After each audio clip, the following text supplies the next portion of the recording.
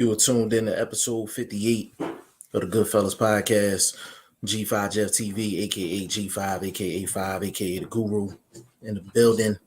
Got my man BoxingFirstVlog here going to get his drink. You understand what I'm saying? We are live. Shit. What's good, family? How y'all everybody doing? That's my guy, BoxingFirstVlog. What's up with you? What's up with you? Shit, man. Let's get into it, baby. Let's get into it. First of all, just want to welcome everybody that's watching from BoxingFirstVlog's channel. Welcome. Facebook, Twitter, Twitch. Everybody that's watching, welcome. We got a lot of news that we were on yesterday, and I thought it was enough news yesterday to rehash on the same things today. But boxing being, fish grease hot in these streets right now, we got a whole new batch of news. So we're not even gonna be touching on the news from yesterday. So Oscar Valdez and Shakur Stevenson has officially signed their contracts. So that fight will be going down April 30th. That's a premier matchup. Another step for Shakur to, kind of ascend a little bit. And this is an opportunity for Oscar Valdez to prove a lot of different things coming off of his last year or so. He's had a turbulent year and some change after the Burchelt victory. So definitely stuff to look into. And we got another announcement as well. I don't know if you got this one, vlog, but the date looks like April 9th. We're going to have Erickson Lubin. Figueroa. No. Fundora. Yeah. Erickson Lubin versus Sebastian Fundora. And the co-main event looks like it's going to be, drum roll, and I got to thank my man L Dub the plug for calling this one. Jerron Boots Ennis versus Castillo Clayton will be the co-main for that card. So we got a lot to talk about. We got my man Brennan Smith in the building early. He said, I may go to that fight. Which one? You talking Valdez, Shakur? Or you talking about the Lubin Fundora Boots Ennis Castillo Clayton fight? Let me know which one you're talking about. That fight? They got a site already? To my knowledge, not yet. If the plug listening, maybe he could give us the information on that. So that's big news, man. But I was kind of waiting for Shane to get in here, but let's he said Valdez fight. That's a good fight, man. That's a good fight to go to. I'm kind of curious to see what they put on the undercard. Because they both going to command a good amount of bread. You know what I'm saying? So just knowing that fight is official for April 30th vlog, what's your initial thoughts? Honestly, yes. I hope he on the juices so we can get a good fight. Can I counteract that? Man, talk to him. So apparently he was air quotes on the juices in the last fight. We felt he lost. So is that something you really want? No, actually, you know what I think it was? I think they caught him trying to come down. You know what I mean? Knowing, okay, there's going to be some testing. Let's start weaning off. And I think they caught him in that process. So by the time, camp really kicked in, he didn't have the pre-absorbed, fluids to kick in while camp is going. You see what I'm saying? And then that just carries over to the fight. So they might have, camp get ready to start. Let's get this out of here. And then boom, got popped before they could really clean out the system. And I don't know if there was actually testing for the Burchelt fight. That's something I would have to definitely do a little bit of homework on to double check on that myself to say, well, if they didn't have it, then there's your reasoning for the excellent performance. And if he did have it, then maybe him being on it fucked him up and he didn't perform well against Robson Concasio. Yeah, Robson, yeah. So I don't know. I'm just, like I said, man, as a fan of boxing, I kind of wouldn't even be mad if he needed a little boost because I mean, another dog walking, another mauling.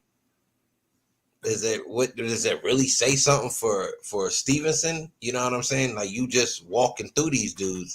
So had these dudes ever been elite? You know what I'm saying? So you just kind of start questioning the guys that already had the belt. If he doing a Jamal Herring on everybody. Yeah, I mean, when it comes down to it, Oscar Valdez, despite him having the difficulties he's had over the past year, he's still a top 5 guy. He's still a top 5 guy, still a champion. So even if Shakur does do a repeat Jamel Herring type performance, I mean, I think he'll get praise for it. Hold on just a second. Yeah. Let me tell my lady something. I'll be right back. Okay. Yeah, just thinking about that fight, Shakur and Valdez is really Shakur has been very consistent in his career, just as a young pup. I know when Shakur steps into the ring, I'm expecting to see a certain level of skill in the ring. So Shakur hasn't really let me down, really, when it comes down to that. Oscar Valdez has had moments where there's been kind of head scratcher type performances. So I'm really looking at this fight to see which Oscar Valdez shows up. If if Oscar Valdez is on his A game, Shakur is going to be in a competitive fight, for sure. Definitely. We got VP Shane, aka Ice Cold Shane, in the building. What's going on, bro? Good, man. Ain't nothing. So Shakur Stevenson and Oscar Valdez has officially signed. April 30th is the date. Shane, give me your initial thoughts, bro. I guess you guys have brought this up already. But when they sign this fight, is there VADA? I'm pretty sure it's gonna be. I mean, that's the most important question that everybody should ask, is whether there's VADA testing for this fight. Outside, is it pay-per-view or normal? Nah, no. No, it's the best fight that can be made at 130, to be honest. To me, I think when you look at the division, it's not really flooded with talent. Obviously, you got dudes at 126 that can potentially make it interesting, but 130 itself, I mean, you got Leo Santa Cruz there still. There's not much dudes at 130 that I'm really interested in. Obviously, you got the young dudes coming up as well. I think, correct me if I'm wrong, but Colbert's supposed to be fighting for the WBA title as well. So that's an interesting fight as well. So, but in terms of actual fights at 130, that's probably the best one. I was thinking maybe it's time for Russ to make a move. Maybe go over there and do a 1-fight deal with Bob after you get your thing right, get your shoulder fixed, things like that. That'll be a nice fight. Russ, Shakur Stevenson, because I'm already thinking ahead, man. I don't believe in Valdez, and that's no cap. He's a good fighter, but he's not, like you just said. None of these guys are truly upper echelon, not on what we're seeing from Shakur Stevenson. You know what I mean? And this cat is on the young side, so there's nothing but improvement that can come behind that youth. So he could get better. These dudes, like at you know what I'm saying, them being the more elder statesmen in the division, can they get better? I think he need a fresh face, and like Shane said, somebody from 126 make a move. Gary Russell, you're not contractually tied to PBC like that. Why not go do a 1-fight deal? That's a good question. I mean, divisions like 126, similar to, I would say, probably in fact, divisions like 130, sorry, are like, they are similar to 154 in the sense that you can think of maybe 1 or 2 fights, but the best fights are the divisions below it. You see my point? So like, you got a division like 130 it's not getting as much activity as the divisions around it. Not like 135 and 126, for example, with the likes of Navarrete and at 135, you know what's happening there. Similar to what's happening at 154. Whereas outside of Charlo and Castano, there isn't much for us to get excited about. There's more to get excited about at 154 because you got some young dudes coming through, but the prospects at 130 are already champions. You see my point? So it's like we know down the stretch Shakur is gonna eventually grow and move up. So is Valdez. Maybe he might have maybe 2-3 fights, 2-3 years at 130, but he needs opponents. And where those opponents coming from? They're probably gonna come from, like Blunt said, dudes at 130. I mean 126, moving up to 130. So you got to question who those people are. Navarrete could potentially move up. He's at top rank.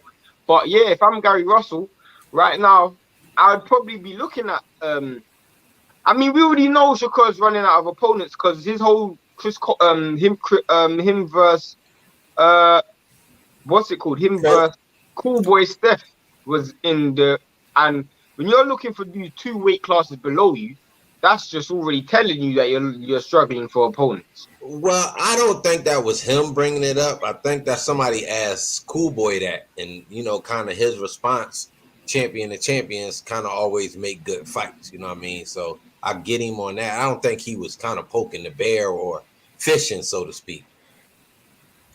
No, I get you, but I mean, it still doesn't eradicate the problem that he has. After he beats Valdez, who is there? Yeah, that's the thing, though. I think 126 is heating up so much right now. I just did a video on that, so y'all slide over and check that out when you get a minute. I think the undercurrent of 126 is going to force those guys with the possibility of either unification going on, undisputed, or dudes starting to move along from 126 because there's no big fight. It actually is like 4 kings technically. But you know what I mean? Is the big bag opportunity there amongst them, or is it moving up? And I think it actually is moving up. I mean, 126 isn't.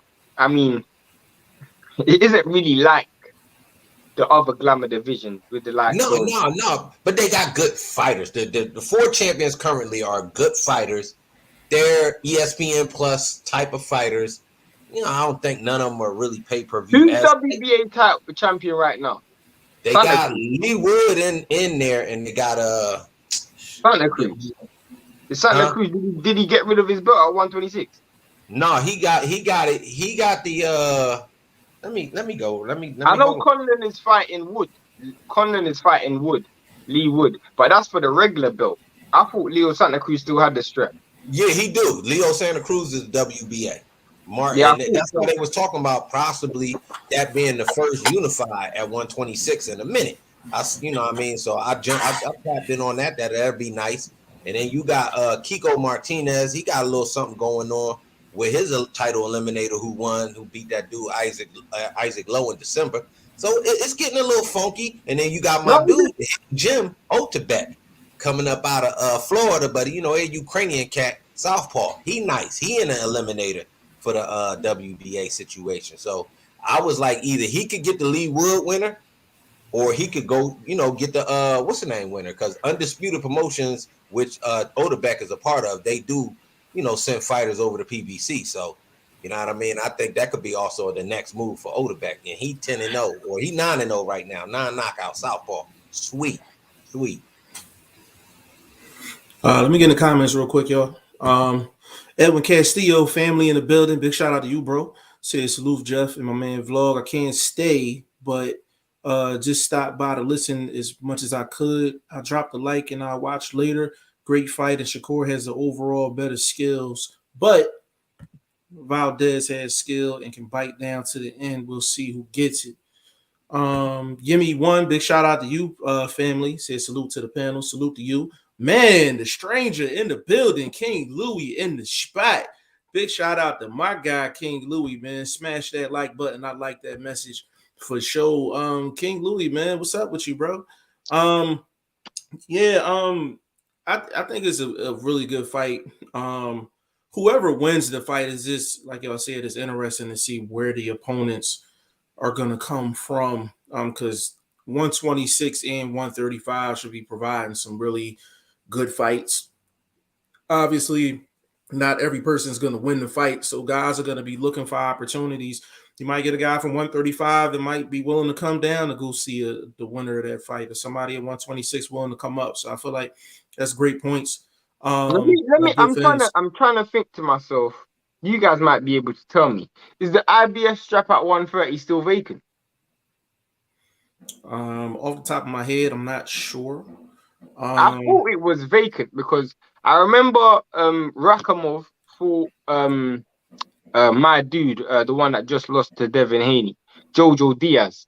Rakhimov fought for it, and that ended in a draw. And then that was for the vacant strap. Someone let me know. I think it's still vacant. I think it's still vacant. That's a good question. Yeah, Blunt, check for me.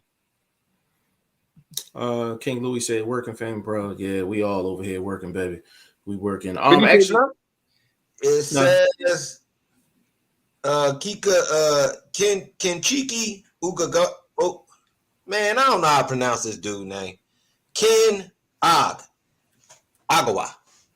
Agawa. He beat that dude on the zone card. Kenichi Agawa. That was for the belt.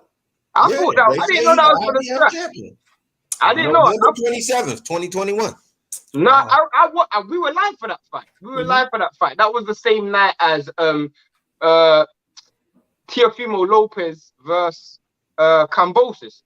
Right. I didn't know that was for the title because I remember WBO don't got no strap at 130. What did you say? Might be vacant. The WBO don't got no strap at 130. No, the WBO's Shakur. Shakur, yeah. Oh, why they ain't have him up here? These motherfuckers put everybody but him. Shakur's the WBO. Valdez the WBC.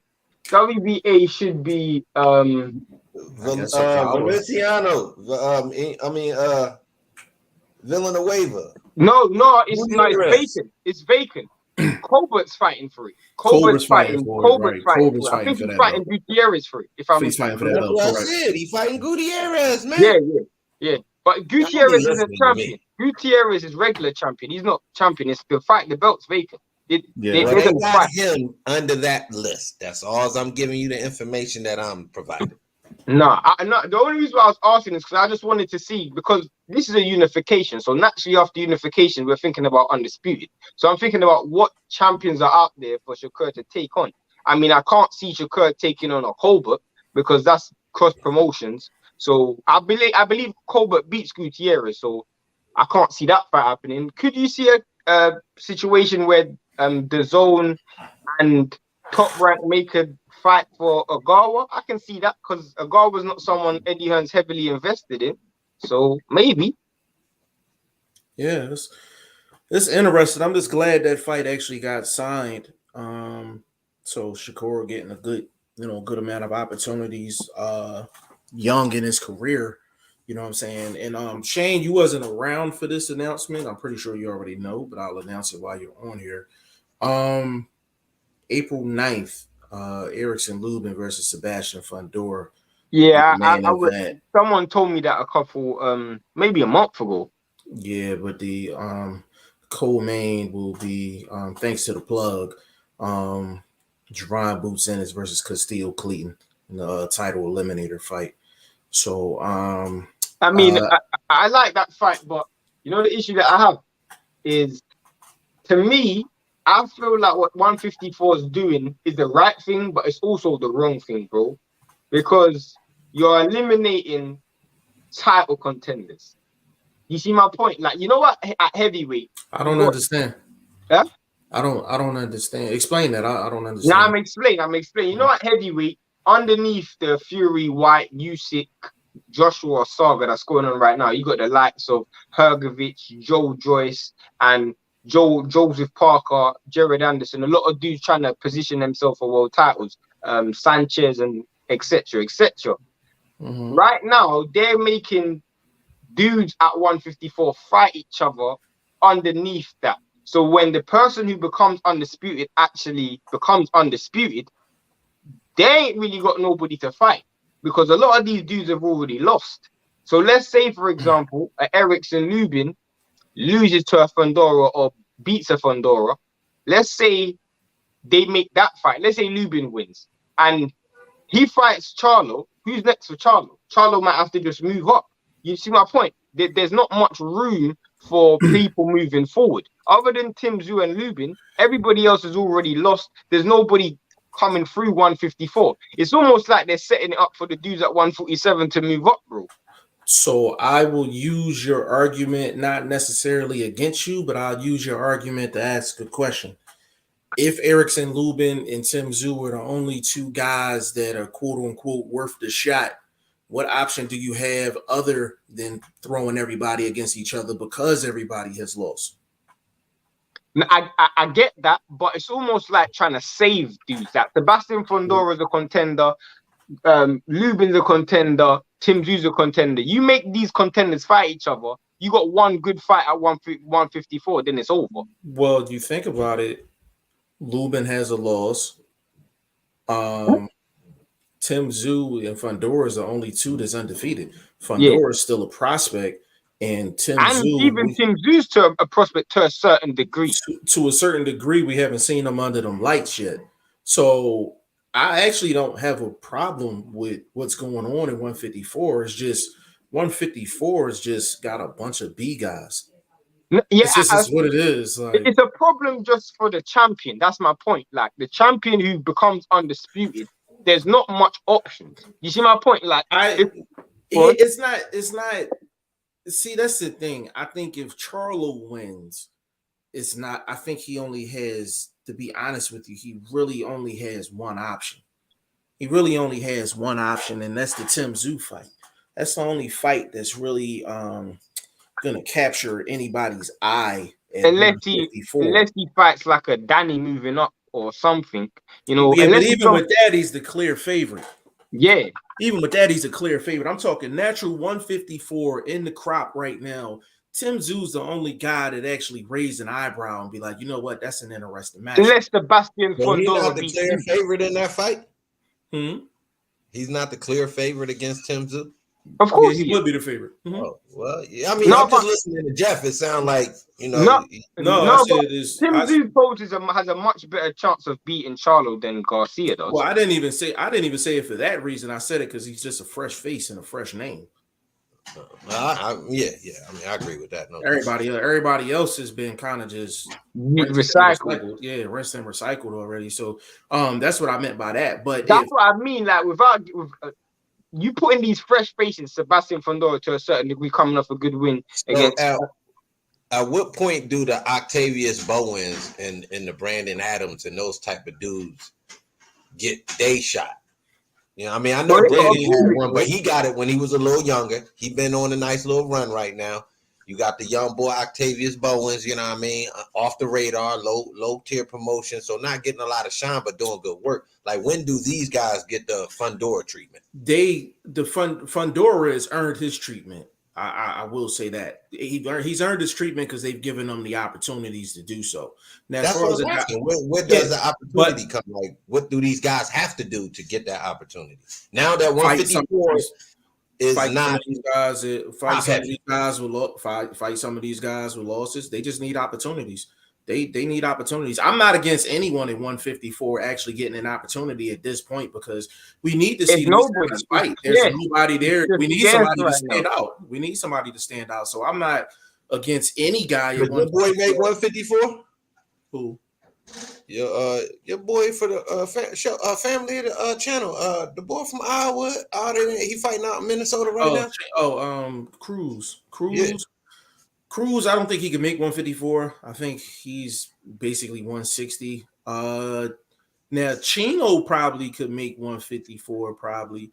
But he's still where is he at record wise? Is he still under 2? Nah, he a pup. He under 10. I'm talking about like right now. What guy can we find? I didn't bring him up. That's why. That's my point. Yeah. That's my point, bro. Like that's why. I like the Fondora Lubin fight. I really do like it. That fight, yeah. I love the fight, but I'm just saying for the longevity of the division, I can't really see how it helps the division. You put in two contenders out there who've earned title shots against each other. So when the unification and undisputed fight happens, and we have a one face, one champion, one name, they ain't got no opponents. I agree if it's Charlo. If it's Castano, you can put him up against any of them dudes, even if they lost, and it's going to be intriguing because nobody's ever put their name up with Castano. Yeah, that's true. So if it's Castano, if Castano wins, he got a whole pot full of guys he can choose from, and it should be an entertaining fight. But it's still a recycled opponent, though. It's recycled because it's the PBC side of things. Castano's not known to be on the PBC side of things, so it's not. No, I agree, but I just prefer, if Lubin, like, let's say, if Lubin comes, Lubin didn't fight Sebastian Fundora, for example, you got a few dudes right there that's all positioning themselves to get world title shots. Like, I just feel like it's a case of who would you put him up against then? Who? Lubin. Who? I personally, from a fan perspective, I would put out the Fundora fight's good. But if we're talking about like the longevity of the division, I would put him up against someone who can maybe build his profile, but not necessarily be a risk to him losing. Like who? I wouldn't mind seeing him up against what's it called? A Harrison, J. Rock Williams, someone of that level. But to be honest with you, they haven't even earned a shot at Lubin. But Lubin ain't no champion though. He's not no champion, but he on a crazy ass streak right now, and he's not coming off of a loss. He's had a nice, good 2-year run, and he's won 2 other title eliminators. So he shouldn't even be in this fight. That's what I'm saying. He shouldn't even be having to fight him in a final eliminator if we're keeping it 100. Yeah, he shouldn't have to. But he's just doing it. They also have the ability to let the Ramos nephew kind of play in that 154 slot too. So yeah. I don't know what he's personally choosing, but if they tell him it's a title opportunity, I'm sure he'd want his name in that hat. He hasn't fought anyone to put his name in the hat. That's what I'm saying. Just as far as being on that stage, he can kind of request it because he's in the back room with these guys. You also got Madrimov as well. Right. You got Madrimov. It's just a big. 54 got a good 20 fighters. That's all on the same level. Yeah, nobody.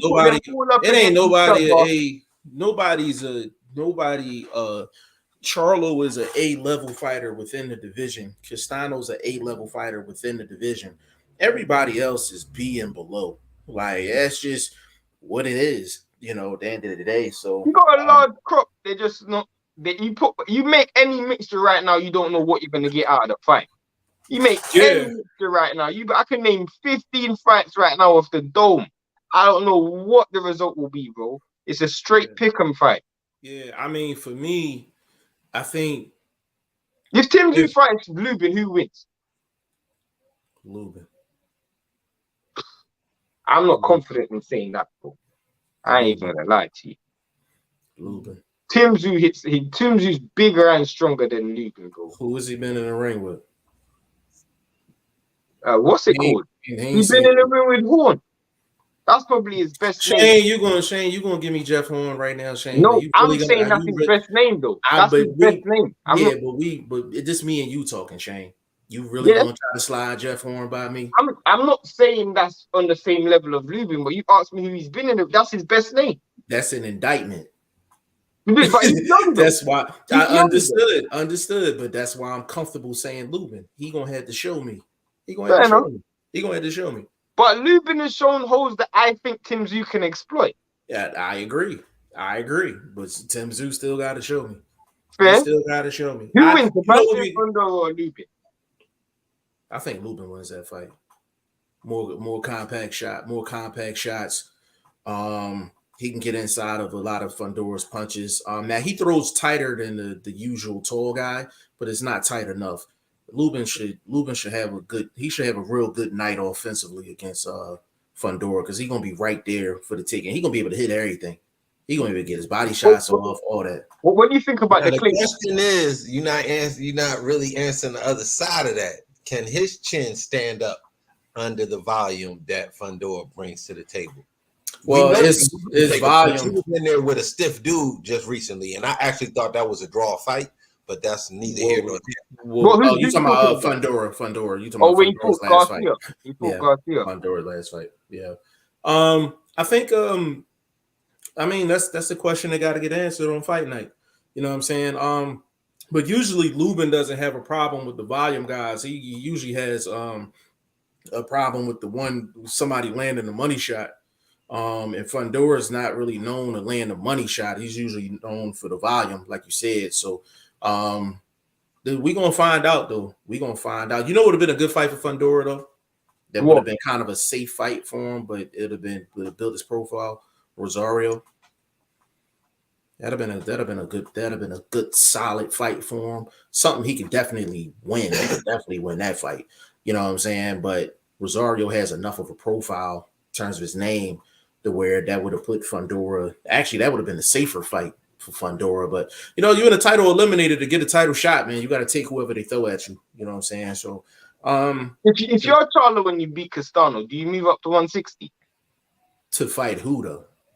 He in a bad spot. Charlo's in a real bad spot. The only person he can move up and fight is probably his brother. Yeah, there's nobody at 60 that there's nobody at 60. When you guys think of the Clayton Boots fight, I think that's a wasted fight, to be honest. Why do you feel like it's a wasted fight? Bro, as much as I like Castillo Clayton and I like the form that he's been on, especially he had a good win in his last fight. Mm-hmm. But who was his last fight again? What's that dude he fought? Who's the last dude he just fought? Who? Clayton. What's that dude he just fought? I forgot his name. He struggled in that fight too, though. That was a good fight, though. Yeah, it was a good fight. I would love to see this Boots fight a mover, bro. I want to see him fight someone but I want to see Boots fight someone who's actually going to get his name on on everybody's radar. Like, you have to fight Boots next. Is this a final eliminator? Okay, fair enough. Then this is a good fight. I like Clayton, man. I like Clayton. I think he's gonna come to fight. And that's what's gonna get him stuck. Yeah, I don't see it lasting. I don't see it lasting 8. I can make a very strong argument, bro. Batayev is moving at a better rate than Boots in terms of opponents. I can make a very good argument. I can say that, but it's easier for him to get fights as well. I know. Is it one of the reasons being he probably cheaper? You can factor that into it. Yes. You can factor. But I'm just talking about trajectory. The way he's moving.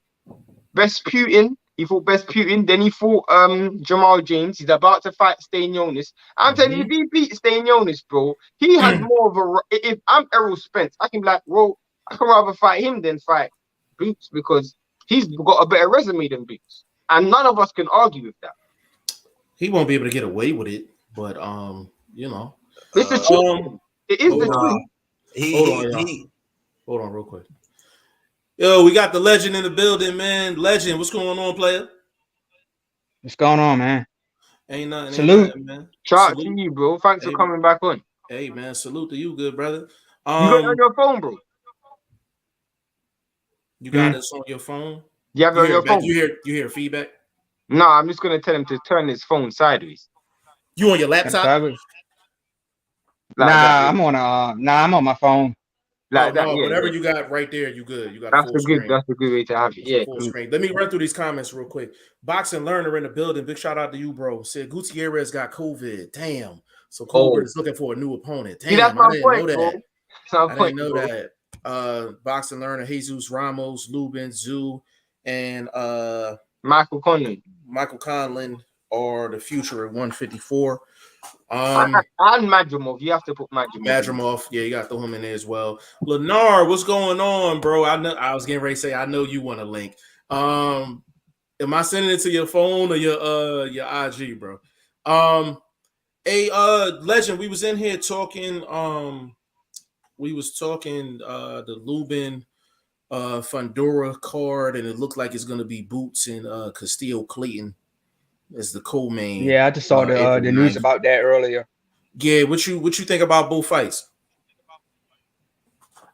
But with Lubin and Fedora, I'm not sure about that one right now because Fedora, he didn't look too good in his last fight, and I know Lubin's a little chinny. So yeah, that's one. That fight right there is one I'm not sure about. But of course, I'm gonna go for Boots though. Yeah. With the, I do want to say this on Sebastian Fondora's on his behalf. The dude who Sebastian Fondora just fought, he's a real good fighter. Like a lot of people don't know him. Like this dude has fought a lot. Like Eddie Hearn has used Sergio Garcia a lot to test his 154 stable. Every single person Eddie Hearn has put Sergio Garcia in with, Sergio Garcia is beaten comfortably. Like he put Cheeseman in there, he put other few guys in there, he beat comfortably. Sergio Garcia can fight. So when Sebastian Fondora beat him, I gave Sebastian Fondora all the credit, but that's more because I've seen Garcia more. So I guess like because he's from Europe and he's been in like a lot of he's fought a lot of European dudes, he's beaten everybody he's fought. He's got a resume like 31-0. So when Sebastian Fondora beat him, I have to give Fondora credit for that. I won't even lie to you. Yeah, I thought it was a good victory. And sometimes you just in a fight. Like, you know what I mean? Like sometimes you just in a good fight. Legend, how many rounds does Castillo Clayton go with Boots? Man, I'll probably just go. I don't know, man. I mean, I'll say give Boots a few rounds to fill him out. Then I probably say Boots maybe stop him mid rounds. You thinking like 6, 7?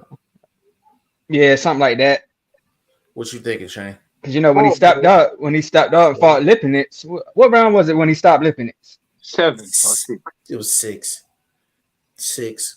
Yeah, he's gonna stop Clayton earlier than that. Who I want to see Boots fight, and this is gonna sound crazy, bro, especially because of their connection. I'd rather see him fight Robinson.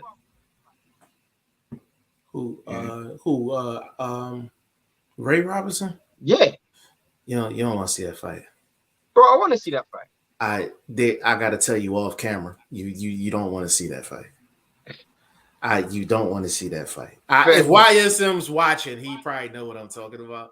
I gotta talk to you on camera about that. I gotta talk to you on camera about that. But I want to see him fight someone who's not gonna come forward. I want to see Boots fight chasing someone.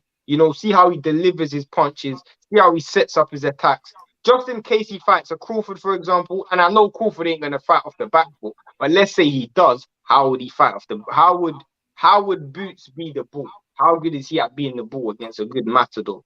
No, that's a good point. I actually think Castillo Clayton gonna last 6. I'm gonna go 6.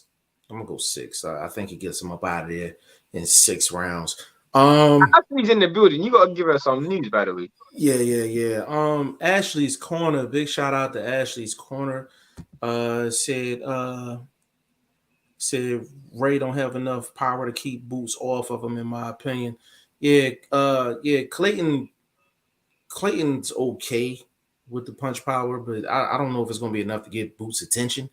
Ashley, I just want to let you know you are on a 8-fight perfection streak in the league. I just wanted to let you know that, and you got a little something coming your way. But congrats to you. I'm kind of interested to see what she said Ray Robinson. Yeah, but he's not fighting Ray Robinson though. He's fighting Castillo Clayton. But I do agree Ray Robinson don't have the power to keep Boots off of him, and I got some I got a backstory in regards to that situation. So Robinson's from Philly as well, right? Say it again. Robinson's from Philly, right? He been in that camp. He been in that camp for a little while though. You know what I'm saying? I just want to see him fight a mover. I personally want to see him fight someone who's gonna move, and who he has to chase, I mean, who though? Like outside of Ray I mean, Robinson. personally, Furman. Furman would be in a because Furman's gonna go run time. Run time. Furman's gonna be showing up in that fight, bro. Yeah. Actually, if they really wanted to put Boots on the map, that's the pay-per-view they need to make. Facts. But they know Furman's gonna lose that fight. That's the problem. Yeah, well, they know Thurman not gonna take that fight neither.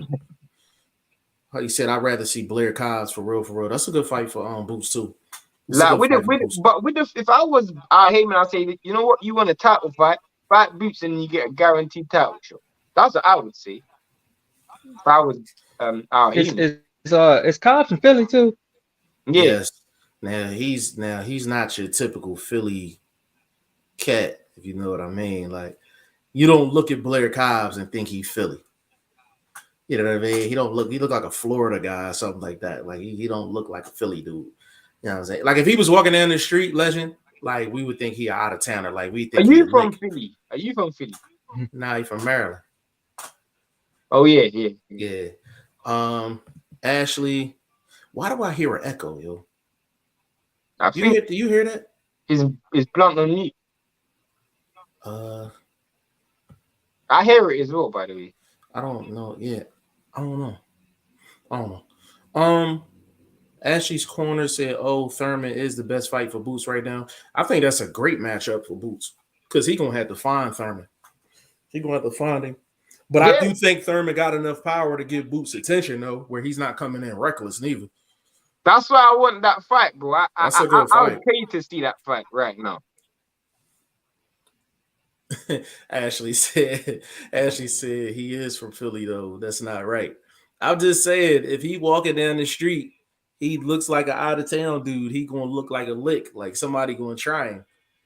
Somebody definitely gonna try to run up on Blair Cobbs if he walking down the street. If we was around Boozy and them, Jim, he wouldn't make it past 2-3 blocks if he was walking by himself without somebody trying to take him for his boxing trunks and his gloves.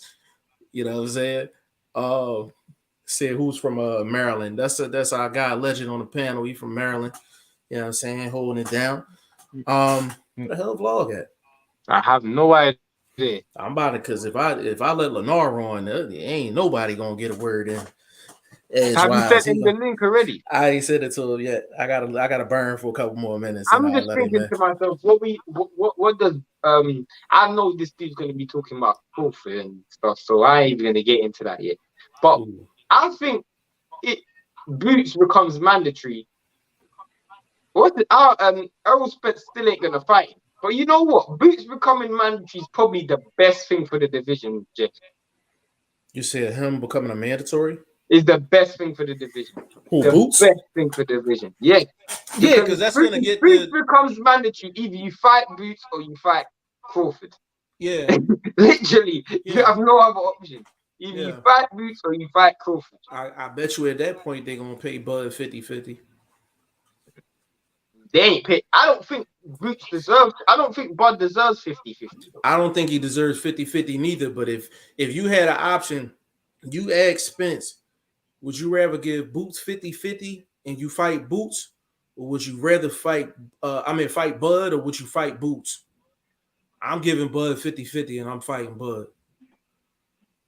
Yeah, I'm giving Bud 50-50 and I'm fighting Bud. I'm not gonna lie. If I'm in Errol Spence and Crawford's position, bro, the only way I fight Boots, bro, I don't know what scenario there will be for me to fight Boots. I don't know what scenario, because Boots is a problem. Yeah, he's a real problem, bro. Yeah, they both, to be honest with you, Bud and Spence got too many options. The only way they would have to fight Boots is unless he's mandatory. So, but if I was Crawford, I'll fight Virgil, though.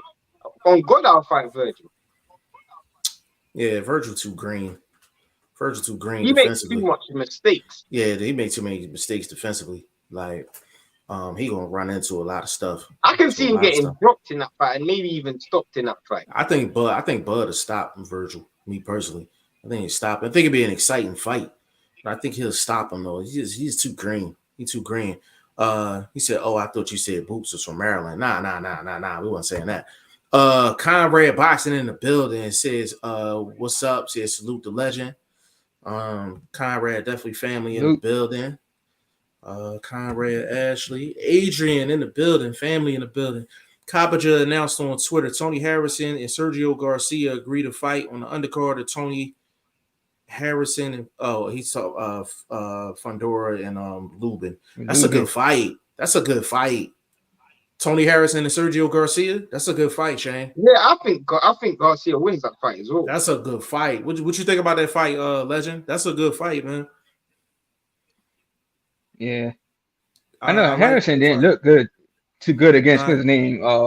Bryant. Was that who he fought last, right? He fought. Yeah, but I know he just lost his father and everything. So yeah. So that's a so good his fight, his training may be a little different. With him not having his father in his corner. Yeah, definitely. Yeah. Robert Costa's in the building as well. Shout out to Robert Costa. That's a legend if there is one. Yeah.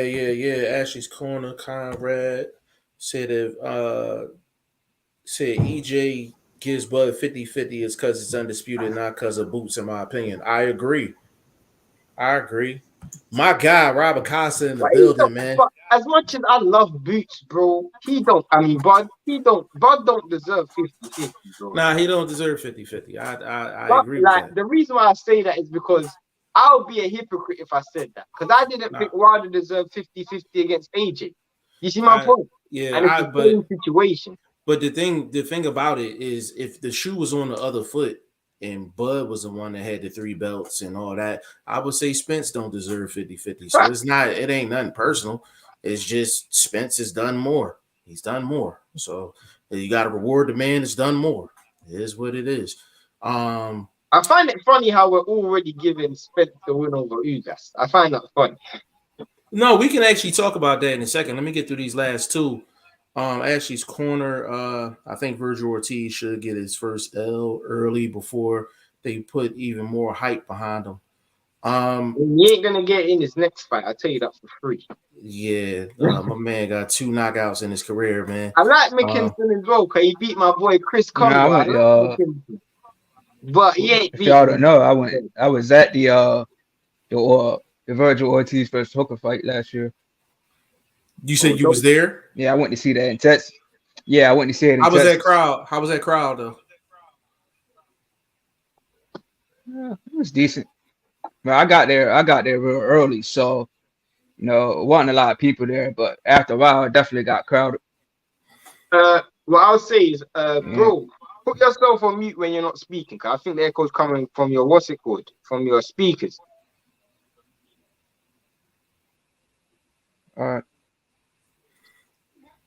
But yeah, that was it. Okay. Robert Costa, Conrad, which fights are on the league this weekend? Oh, Jacobs versus what's it called? Right, I ain't put it up yet, but Jacobs versus Jacobs. You ain't gonna put Diggums and Dennis on there? Nah, I was thinking about putting Cash on the card because Cash got a good fight this week, but I just thought I might just keep it simple with one fight.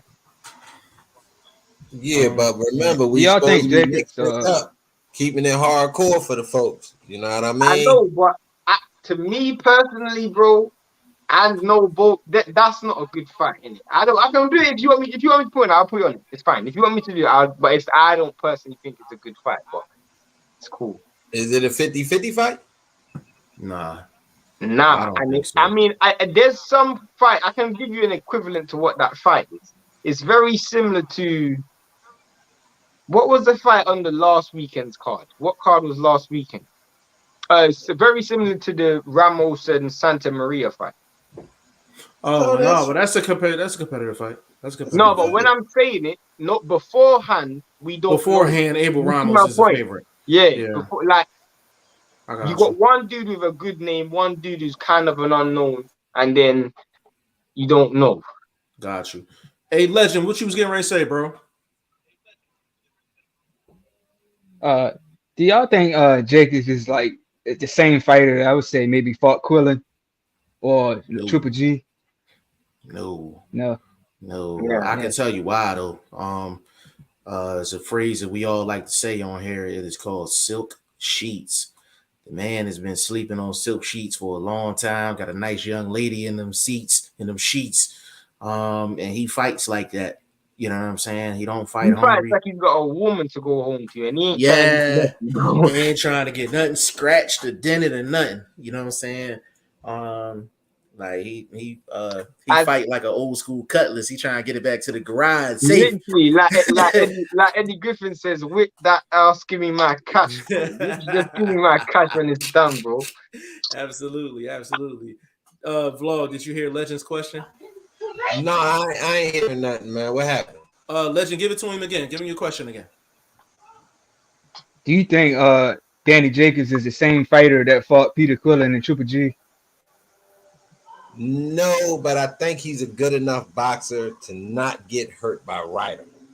I think it'll just be this possibly could probably be a retirement fight, bro. I mean, unless something happens where he gets a last shot at a belt with the scenario of Canelo running around, stick 175, 235, whatever he fight at next. I don't know.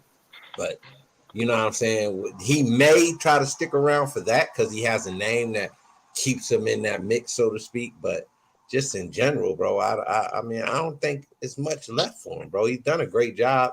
We know he hasn't put out the best effort, so maybe this will be the one where he go out, you know what I'm saying, with his hand raised, so to speak. The problem with this fight is John Ryder is so active. You let that dude in the pocket, bro, you're going to get outworked and lose.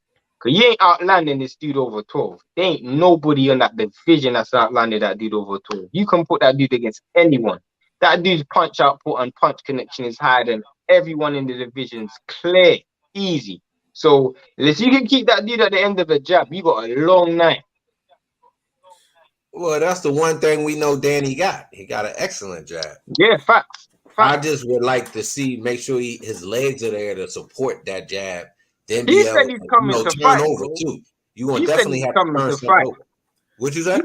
He said he's coming to fight. I don't know if he's just selling a fight, but that's what he said. Nah, Jacobs ain't coming to fight, man. Nah, he gonna box him, but I think he gonna box him to a victory. Cause look, if you look at it, the numbers say we gonna outbox those guys. The last time any big name went over there, they came back with the dub. You know what I'm saying? So I'm thinking we on a continued roll on y'all soil. So that's cool. You guys are picking the right fighters to roll on. That's the problem. I think that's a good pick.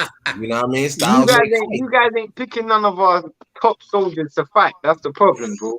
I'm just saying, styles make fights. So I think this was a good one. But this also could be in fact, bro, last time I remembered a dude who came over here, and I love Regis Probri, but he lost to my boy Just Taylor. So, and I love Regis. So.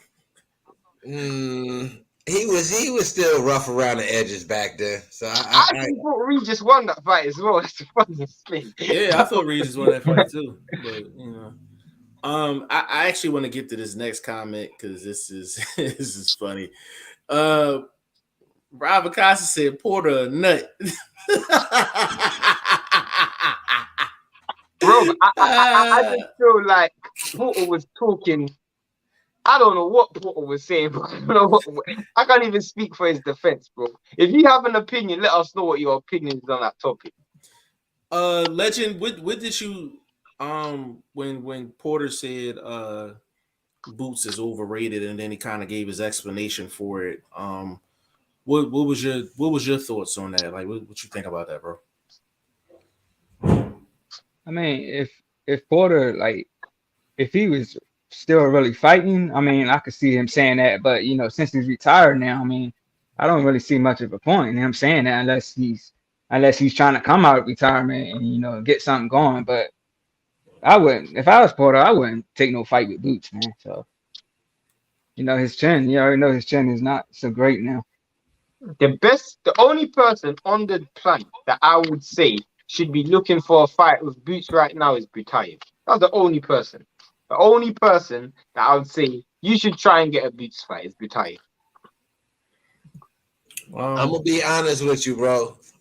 Butayev probably get knocked out. But the reason why I'm saying that is because if Butayev gives Boots credit, I think if Butayev gives Boots a good fight, he will get credit from it. I think no matter who he beats, he's not gonna get credit for it. But I think if he gives Boots a good fight, and I don't think Boots knocks Butayev out. I'm keeping it 100. I don't think it's gonna happen. I think he was getting touched by Rasputin, and you yeah, know but he won that walked fight. through it though. And Best Putin was on the juices, and he walked through it. He didn't get knocked down. He didn't get stopped. No, but he was getting touched. That's what I Yeah, mean. So if he you're was dealing getting with touched, speed, but if there's anything you saw in that fight, you saw that Butayev has a chin. He's physically strong against a dude who was on all forms of juice in that fight. All forms of juice in that not the fight. highest level, because that's Russia. So you know what I'm saying. I doubt if they had the highest level of the juice. They probably had a black market What are version. you talking about, bro. They are the epitome of the juices. Yeah, they are the epitome of the juices. I don't know. If he got caught, so obviously they ain't that good. Shane, Ashley's Corner said, "I know Shane. EJ versus Ugas isn't easy." Yes, you think that's the easy fight? Easy fight. Extra easy. That's probably the easiest fight. Let me say this: if you let old off the sauce Manny bruise you up like that, and you got a dude really coming back off injury, something to prove, he might put the foot on the gas and get a KO in this one. Legend, what you think about that? Well, Spence and Ugas. Yeah. Yeah. I'll give it to Spence. You think I know, man. Fight, I know Ugas. Ugas is no, definitely not. Enough. I think. What do they? You know, hey, hold on. Hey, Legend, hold on a second. This is for Vlog and Shane because I'm kind of curious. What do y'all consider easy? Like, what would be an easy? What's so 10 easy rounds about to it? 2. 10 rounds to 2. 11 rounds to 1. I got a stoppage in the 10th, and I got it. Whereas though we all know Spence don't have the greatest footwork, but this is not a fight that's going to be tested. We got a dude that moves well, but he's not a boxer with that motion. You understand what I'm saying? Ugas is a good fighter with his movement, but he doesn't set anybody up. How did he win the fight? Take a step back, let somebody run into something. He doesn't do those type of things. Jeff, what's his method to win the fight? That's what I want to know. Why people think it's going to be? What is going to be his method? He can't. He has a 3-punch selection, bro. That's my point. Now, what is his method to win this fight? I can't see. He ain't gonna stop him. So how? He don't have a jab like that. He ain't gonna beat him when he beat him at long range. He was getting beat by Porter at long range, and Porter can't even box on the back foot. So what's he gonna do, bro? You have to let me know. I mean, I'm just asking.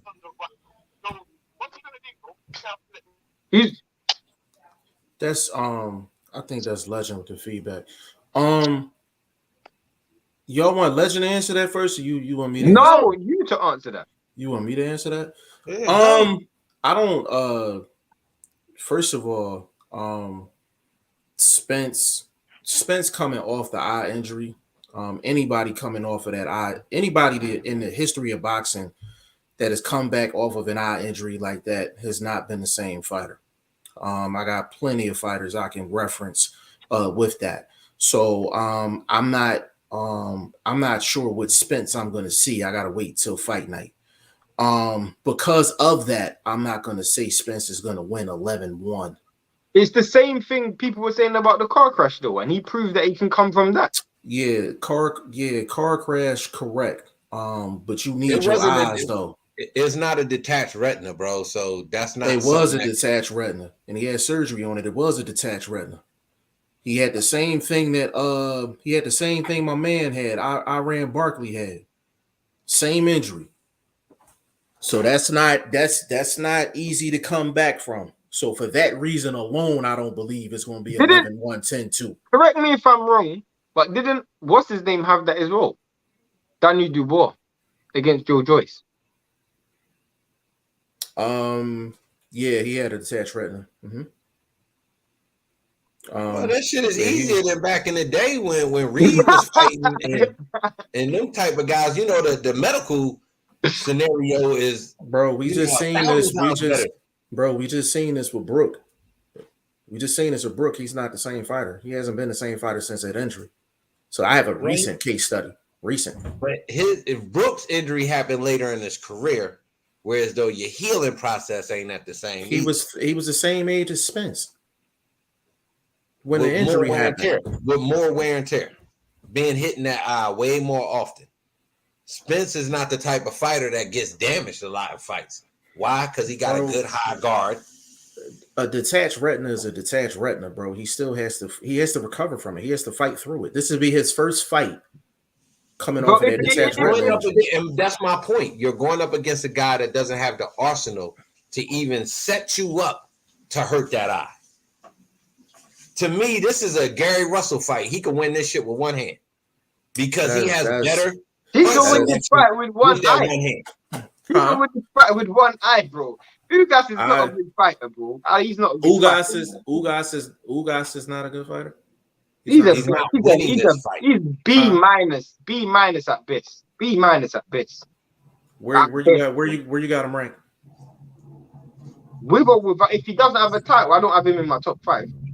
I only is he in top 10? At the bottom of it. I ain't asked that. Is he in? Of course he's in the bottom. If he ain't in your top 5, of course he's in the bottom half of your top 10, Shane. I can legitimately name 7 fighters that I would make. I think can beat 8 fighters who I think can beat. Run them down for me, please. Errol Spence, Terence Crawford, 2, Boots, 3, Virgil Ortiz, Gutayev, 5, Dane Jonas, 6. In my opinion, and you guys are gonna say I'm tripping for even thinking this, bro. Avanesian and 7. I think him and Conor Benn's a competitive fight. Okay, let me correct. And I think Josh Taylor beats him as well. For Josh Taylor moves up to 147. First of all, if I'm gonna say, yeah, Ugas beats Conor Benn. He beats Conor Benn. I'm not comfortable saying that. Can I tell you why though? Can I tell you why? Neither one of you guys have Conor Benn anywhere near your top 10. Y'all have told me. I have him inside my top 10. What are you talking about? Bro, you told me a week ago you didn't have him in your top 10. And I got that on camera. I got that on camera. I will send you the clip. I will send you the clip. Now you was smoking when you did say that. No, but I will say this though, in Blunt's defense, he's always rated Conor Benn higher than me and you though. I don't know he's never. This was his specific. This was Vlog's specific quote. He said Eddie Hearn is gonna promote Conor Benn for the bag, not because he's ready for any type of top competition at 147. Vlog, did you not say that on camera? Yes, but that's not to say. No, hold on. That's not to say he can't beat at least one of the guys that we have in the mid level of top 10. I would confidently put bread up on Ugas against Conor Benn. Confidently do that. I will take any and all bets. I ain't gonna say Conor Benn will win, but of all the dudes I just named, bro, I will confidently take bets on Ugas will beat. I'm gonna put it to you like this: Conor Benn has everything in his advantage for that win, because obviously he's gonna be the A side, so we already know which way judges lean. That's in your favor from the gate. But he got a decision against Manny though. But he did, bro. That wasn't even a close fight. Bro, some people had, how many times we seen people not in competitive fights, but because they the A side to get the decision anyway, Shane? No, that's a fact. That's the second time you done tried me today on this live. No, you think I know what That's the second time you done tried me. They wasn't going to give Manny that decision because they knew he wasn't going to continue fighting. So that could have already been in the clouds too. Yeah, but Ugas though? They going to give it to Ugas though? Even if you say he beats Conor Benn, the fact that the only person you think he can beat out of You didn't let me finish. Go on. You didn't let me finish. I was going to run through your list. Go ahead. Obviously the top 3 guys he doesn't beat. He doesn't beat Spence. He doesn't beat Bud. He doesn't beat Boots. Virgil Ortiz competitive fight, but I think Virgil Ortiz has enough offense to actually pull that off. So I'm gonna give you that. Outside of them four, very questionable. So you think Butayev will lose to Ugas? Butayev is a small 147. Let's get that out the way. Oh, He's a Butayev small ain't one. losing. Hold on, bro. I will confidently. There's a couple guys on that list. I will confidently bet both of y'all. I'll put 100. Butayev 1, Stanionis 2, Conor Ben 3. He beats all three of them. I'll put 100 on it right now. Bro, listen, bro, right now. Bro, listen. I will bet you if he was to fight all three of them, I would give you $1,000 if he lose to either one of the three. If he loses, I would give you $1,000. I would give you $1,000. I need to take that bet. I need to take that bet. I'm taking that. I would give you $1,000. Time stamp this one. I'm giving you $1,000 because you know the thing. Hold on. I'm gonna be honest. This is the thing that's funny. Hold on. Legend. Check this out. 1 second. You must be addicted to paying bets, bro. Hold on, you are tripping right now. Hold on, Legend. Hold on. I'm gonna get an impartial person in on this. Legend, answer these questions for me, bro. Who is Butayev beat that's on the level of Ugas? You said who's what? Who has Butayev beat that's on the level of Ugas? No one. No one, right?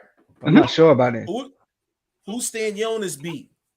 Who has Boots beat that's on the level of Ugas? You're cutting in, bro. You're cutting in, bro.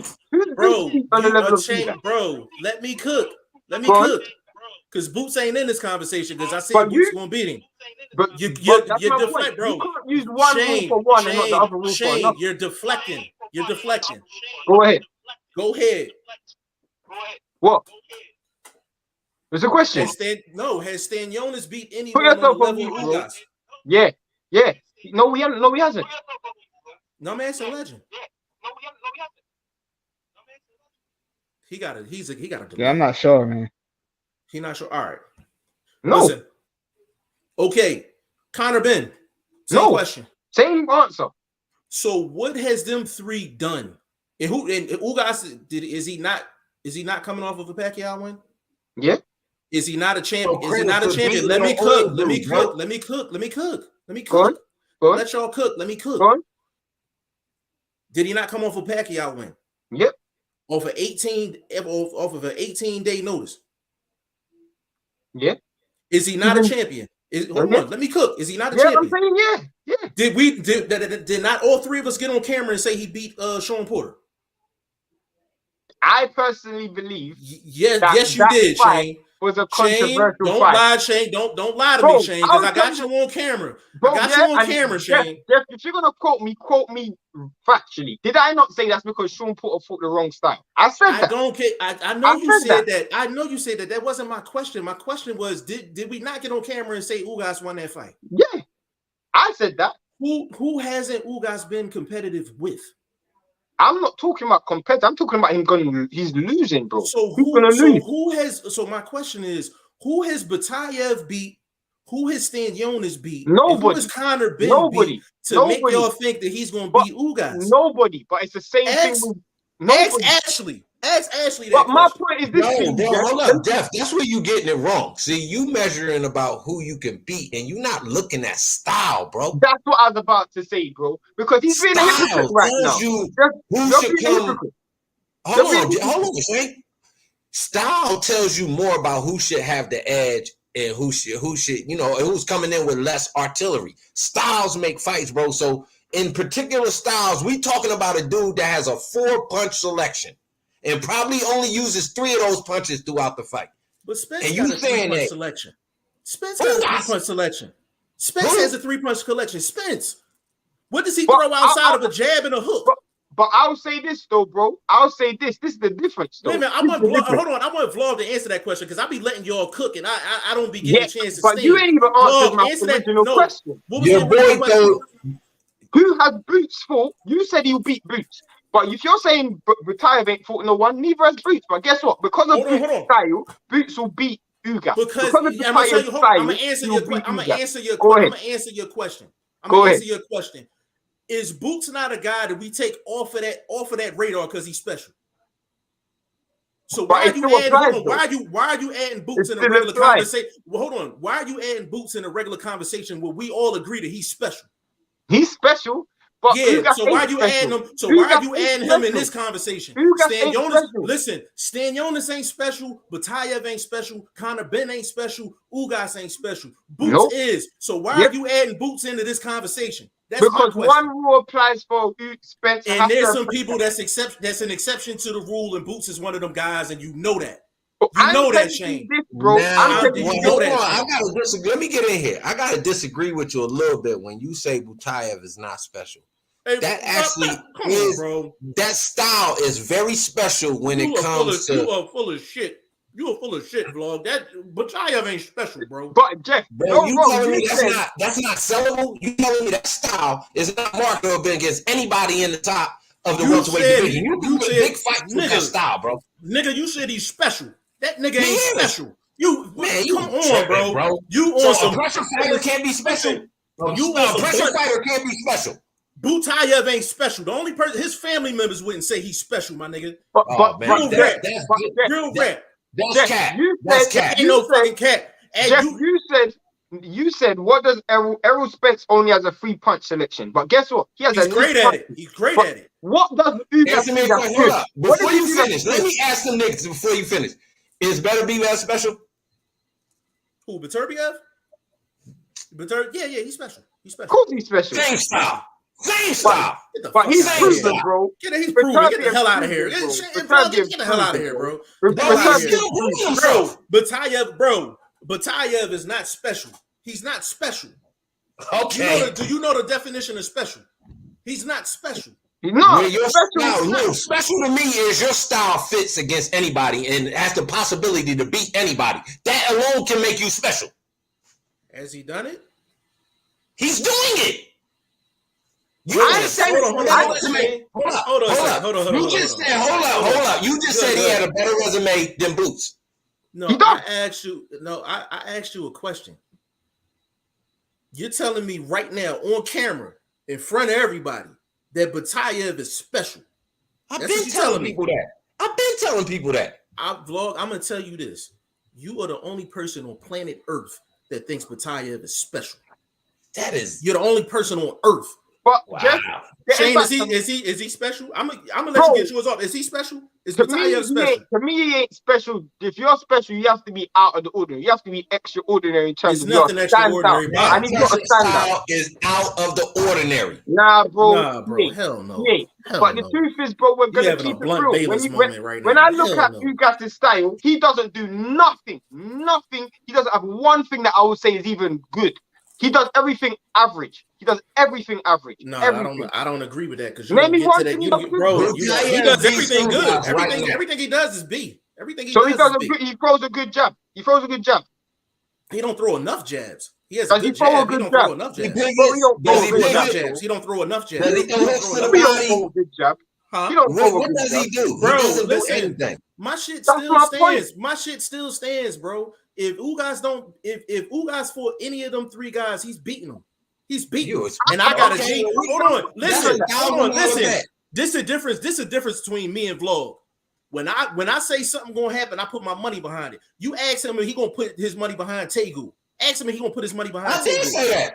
You ain't going. No. When I asked you about him and Ryan Garcia, you said, the politics. You said, the politics, the judges. And I said the way you bet it. Hold up, bro. You not letting me talk now. You gonna talk over me. I said the way you bet that is to make it say it's going the distance. To me, that's the OD. I ain't trying to hear that shit, Vlog. Okay, so you said he a top three. You said he a top 3 dude. No, but if you believe that, put your money behind it. No, but I'll bet this. I'll bet show you that I'm a better behind it. No, so I'll bet this blunt. When it comes to Targu, just to wrap this up, the Targu stuff. If he wins, but the judges rob him, and we consensusly believe he won, I'll still give you the money. I'll give you. I'll still give it to you. I'll still give it to you. But I'll still give it to you. But this is what I'll say with you, Jeff. Bro, you say he does things good. Let's look at this dude's style, bro. There's nothing he does that is, at least I can say, bro, Batayev he has good pressure and he has good punch power. And if he's in a pocket, bro, he's gonna manhandle. Who is he for? He's full. Here we go with this. Who is he for? Bro, You can't judge no fighter until the end of their career. Wait. Like seriously, bro, you keep saying that. Who is he for? You can't judge a fighter until the fucking career's over. Blunt. I'm not trying to hear that shit, bro. I'm not trying. Hold on. Hold on. This is the same dude that said somebody went on a 10-year run and can't name one opponent. Blunt. Do they not have a common opponent? Your achievements, my dude. If I did name them, you wouldn't know who they is. So we don't You don't neither. Jeff, that has nothing to do with the accomplishment. So you said you overrate the accomplishment. What belt says he won? What belt says he won? I just told you he was an IBO champion. IBO. I just told you he was an IBO champion. Bro, you just told me in the last show the WBO don't count. So how the WBO don't count? I didn't say the WBO don't count. When did I say that, bro? Stop putting words in my mouth. Show, bro. Jeff. When did I say that? What was the topic that I said that under? What was the for? Bro, we talk about Takeover every show because of you. Every show. I said the WBO was the lowest of the four. That's what I said. I never said that they weren't relevant. Blunt. I got Jeff in checkmate right now. I got Jeff in checkmate. Jeff. Yeah, he's all checkmate in this one. Do they not have a common opponent, Jeff? Do Batayev and Ugas not have a common opponent? Mm-hmm. And what did Batayev do to that opponent, and what did Ugas do to that opponent, bro? Batayev had a better performance. Batayev stopped the dude, knocked the dude out, bro. Ugas didn't even look close to knocking the dude out. So when I got a G. My shit stands. Bro, I got a G. Bro. I got a G. I got a G. Bro, there's no way. I got a G. I gotta get up out of here, fam. I'm on my way out. Listen, vlog, get the work safe, bro. Hit my line, bro. Yeah. Yes, sir. Bro, there's no way on earth Ugas is beating Butayev. No way. And I'll put money on that, bro. There's no way Ugas is beating Butayev. No way, bro. No way. Fine. That's matter of fact, we can get Lenara up in here. Hold on. I'll put money on that, bro. I would bet you on that. Hold on, and I gotta run through these comments real quick. Ashley said, "Is Jacob still at 168?" Yeah, they gave him someone easier after Gabe Rosado. Yeah, he's at 160. I wouldn't say right. I wouldn't say he's easier neither. Ashley's laughing. Kiki, what's going on, baby? Hold on. Damn, these comments can't. Oh, there's a bunch of shout outs. See, Kiki said that's not an easy fight. It's not an easy fight. Bro, I don't know. I'll be there to see what they're talking about. He said, "I'll be there to see it in action either way."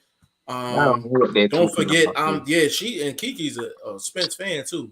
Bro, Ugas is a B- fighter, bro. EJ gonna beat Ugas, but easy to me means Ugas can't give Spence any type of problems in the ring whatsoever. What problems is he gonna give him? I'm mad both of them at work because I would love to get them on camera with that. It doesn't do anything good. I'm biased, so yeah, Kiki is biased. She is biased when it comes down to Spence, but yeah, Ugas ain't easy work for nobody. We have a guest. I feel the same way, huh? Ashley said we have a guest. No, Brooke shit is more serious. Broken orbital bone is different. No, that is different. That is different. Ugas has looping shots. If EJI isn't 100 at the show, LOL. Kiki said he said receipts. Who said receipts? You said that, Shane? I don't know what that was about. Kill Cam, no commentary, laughing. Ashley laughing. Yo, it's you know the thing. Before I get into these comments, bro. And Legend, I'm gonna get to you in a second, bro. You've been like hella patient, bro. But it go down like that sometimes. You know the thing that's funny about vlog, yo. He will lobby for a dude he's never seen a full fight for in his life, but then he'll sit up here and tell me that Ugas is super easy work. But then he'll actually double back behind and be like, "Yo, Abel Ramos, that dude." To me, bro, I'll keep it real. I don't rate Ugas. I don't rate Ugas. But listen, I can argue with you, Shane, about that. I don't have a problem with that. But I know you're not gonna pick some dude from out of some unknown country and you don't know the resume and you're gonna tell him he top 3. Nah, of course not. Vlog find the most obscure person and hypes him up. Ashley says Ugas, Spence stops Ugas, and if that's even worse, if Spence stops Ugas, that will prove it even more because Spence couldn't even stop Mikey. So if Spence stops Ugas, bro, Spence is trash. I mean, Ugas is trash. Will Stokes said, "I just joined and Jeff is on some different smoke today." Yeah, I got some sleep. That's what bro, that is. He's been smoking before he came on this live, bro. I swear to God. He's arguing with me about Batayev and Stan Jonas and Connor Ben. I mean, like I said, I got a G for the occasion. Conor Ben is debatable. Conor Ben is debatable. I'll put my hands up with that and I'll say Conor Ben potentially. Okay, we can lose that fight, right? But I'm not saying I'm confident. I'm not saying that Batayev can't win that fight. What I'm saying is I'm very confident that Ugas is going to win that fight. You have to tell me how, because he ain't stopping Ugas. So how is he going to beat him? You're going to outpoint Ugas. You're going to outpoint. Who you talking about? Batayev. First of all, Ugas has enough movement to where Batayev's not just going to be walking in the front door like he's fucking crazy. So when's the last time you saw Ugas fight off the back? Hold on, huh? When's the last time you saw Ugas fight off the back? I ain't seen that. Well, the thing is Batayev stronger than Sean? Sean decided to fight off the back. I don't know. I didn't ask that. I didn't ask that. I said, is he stronger than Sean? No, he's not. He's not stronger. I think he's got more punch power, so his punches will get the respect. But he's not strong. He's not stronger. He's not physically stronger than Sean. No. He's not physically stronger than Sean. He's strong though. Is that a 50-50 fight? Is that a 50-50 fight for you? Batayev and Ugas? No. So 65-35. Wow. Because Batayev can win both ways. Batayev can stop him and he can go the distance. You guys can't stop Batayev, bro. You guys can't. When is we can argue about that off camera. Batayev is the hardest hitter that you guys would have ever fought, including Spence, bro. Batayev ain't hitting harder than Spence, bro. Bro, you on crack rock. Yes, he is, bro. Whatever I'm smoking, bro. Who's the last person Spence has stopped? Batayev is not cracking harder than Spence, yes, bro. He is, bro. He's not. He is not. I think Spence is an elite pound-for-pound fighter. But Shane has been in Maryland with the legend, picking the finest weeds out the dispensaries. Bro, let me ask you a question, bro. Let me ask you a question. You put Mikey Garcia in with Batayev. Who you think Mikey's going the distance with Batayev? Yep. Bro, you're on crack. You're on crack, bro. Mikey's getting Batayev ain't cracking, bro. Yo, bro, Spence don't even have that much power. This dude don't even have that much power, bro. You are bugging. Bro. Who's the last person Spence stopped? Bro, because he's fighting high level. Because he's fighting high level, bro. He's been fighting top 5 level competition for years. So was Beterbiev, bro.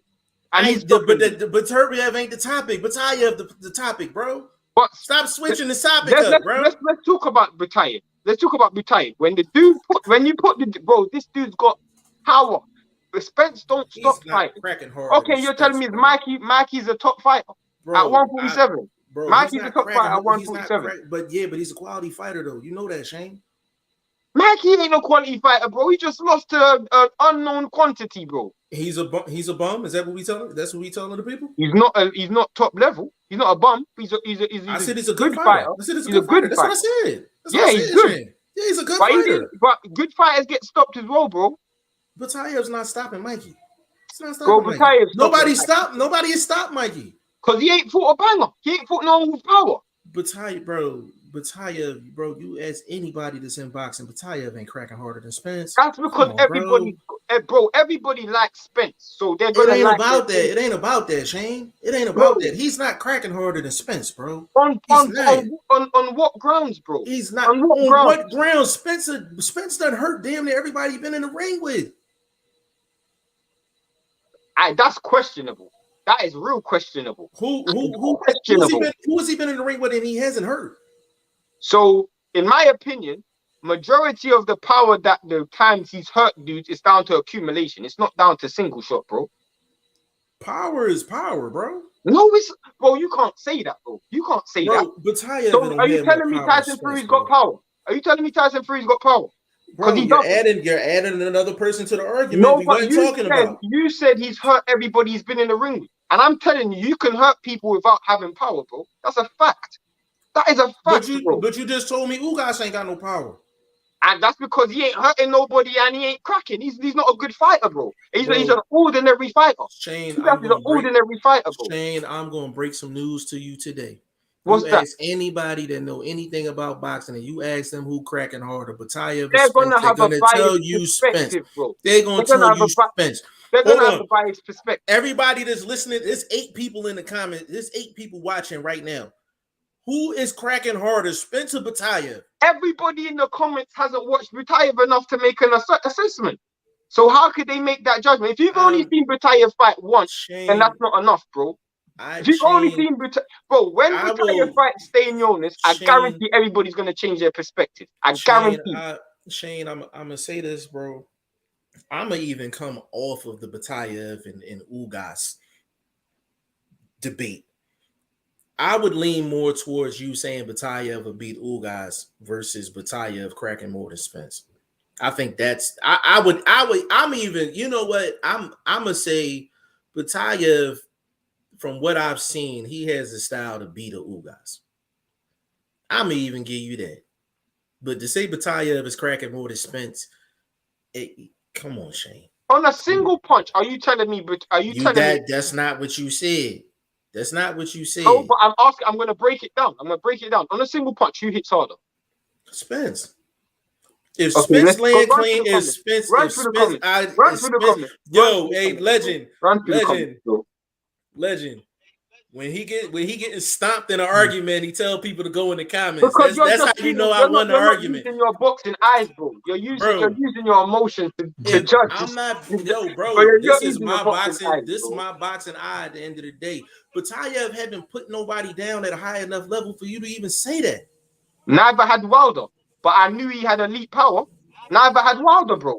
I was saying that before Wilder even fought Ortiz, bro. Bro, Batayev's not cracking more than Spence, bro. I understand you're using foresight and you like to use foresight. I'm gonna give you that. But that's heavyweight though. That's a whole different monster, bro. That's a whole different monster. Bro, compare. You see what I'm saying? If you give me somebody in a lower weight class, I get what you're saying. But you know, when I see Batayev, bro, sometimes you can tell when a dude gets hit with a punch. They're like, what Spence is doing to dudes, bro. Spence is he's leagues above Batayev as a fighter. He's a different league to Batayev. He's an elite fighter, no matter what weight class he's in. But if we're just talking about the element of power, if you make Batayev stand there and land one shot on a dude and make Spence land one shot on a dude, I guarantee you, Batayev's going to generate more power. That's what I believe. I don't agree with that. That's cool. This is when the dude fought Best Putin, and this was Best Putin on the juice, bro. Best Putin, when he hit Best Putin with that single, bro, it was a different type of response, bro. I'm telling you, if you've only seen Batayev fight once, your opinion ain't good enough. Your opinion ain't good enough. And I was saying this. I remember being in the comment section, and I said Beterbiev hits harder than Andre Ward and Kovalev, and everybody said I was wrong. I remember everybody was saying I was wrong. This was before Beterbiev was champion. When Kovalev and Ward was fighting the second fight, I said Beterbiev hits harder than both of them, and everybody said I was wrong. I knew about Beterbiev's power when he fought Tavoris Cloud in his you did. But no, I'm talking about general people. These times like we didn't have the podcast. I'm just saying. I got you. No, I got you. Let me run through these comments real quick though. I read that one. Hold on, let me get down here. I apologize to everyone in the comments and gamers and the legend as well. Sorry. Kill Ken said they got on live today with violence. Yeah, we cooking today, man. Y'all are blunt today. Yeah. I don't rate you guys. Kill Ken talk is cheap. Will Stokes said the boys choosing violence. Kiki, y'all cutting up. Hey yo, it get like that sometimes. Like, you know, it is what it is. Said you guys have a guest. I know we got a guest. Listen, the legend got feedback. He got feedback. Hold on. Toshi in the building. He said, y'all taking I'm enjoying it. Outlandish claim.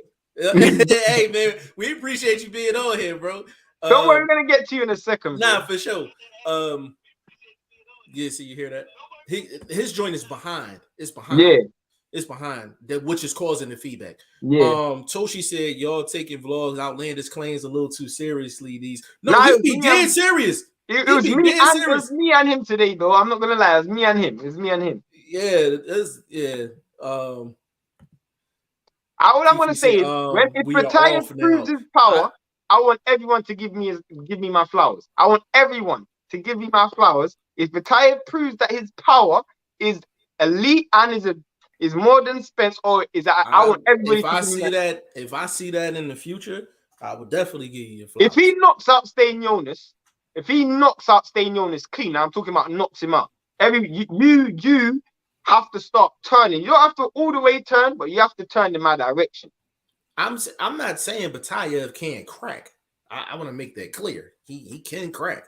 He definitely got cracks. I mean, everybody's been in the ring with, like, you can tell, like, they not trying to get hit by that smoke. I'm not saying Batayev can't crack. I'm not saying that at all. Ashley says stop. Hold on. Toshi. Kiki said, what in the hell? EJ was on a KO streak before he fought Mikey. Said Shane stop tripping. Shane stop tripping. She said it twice.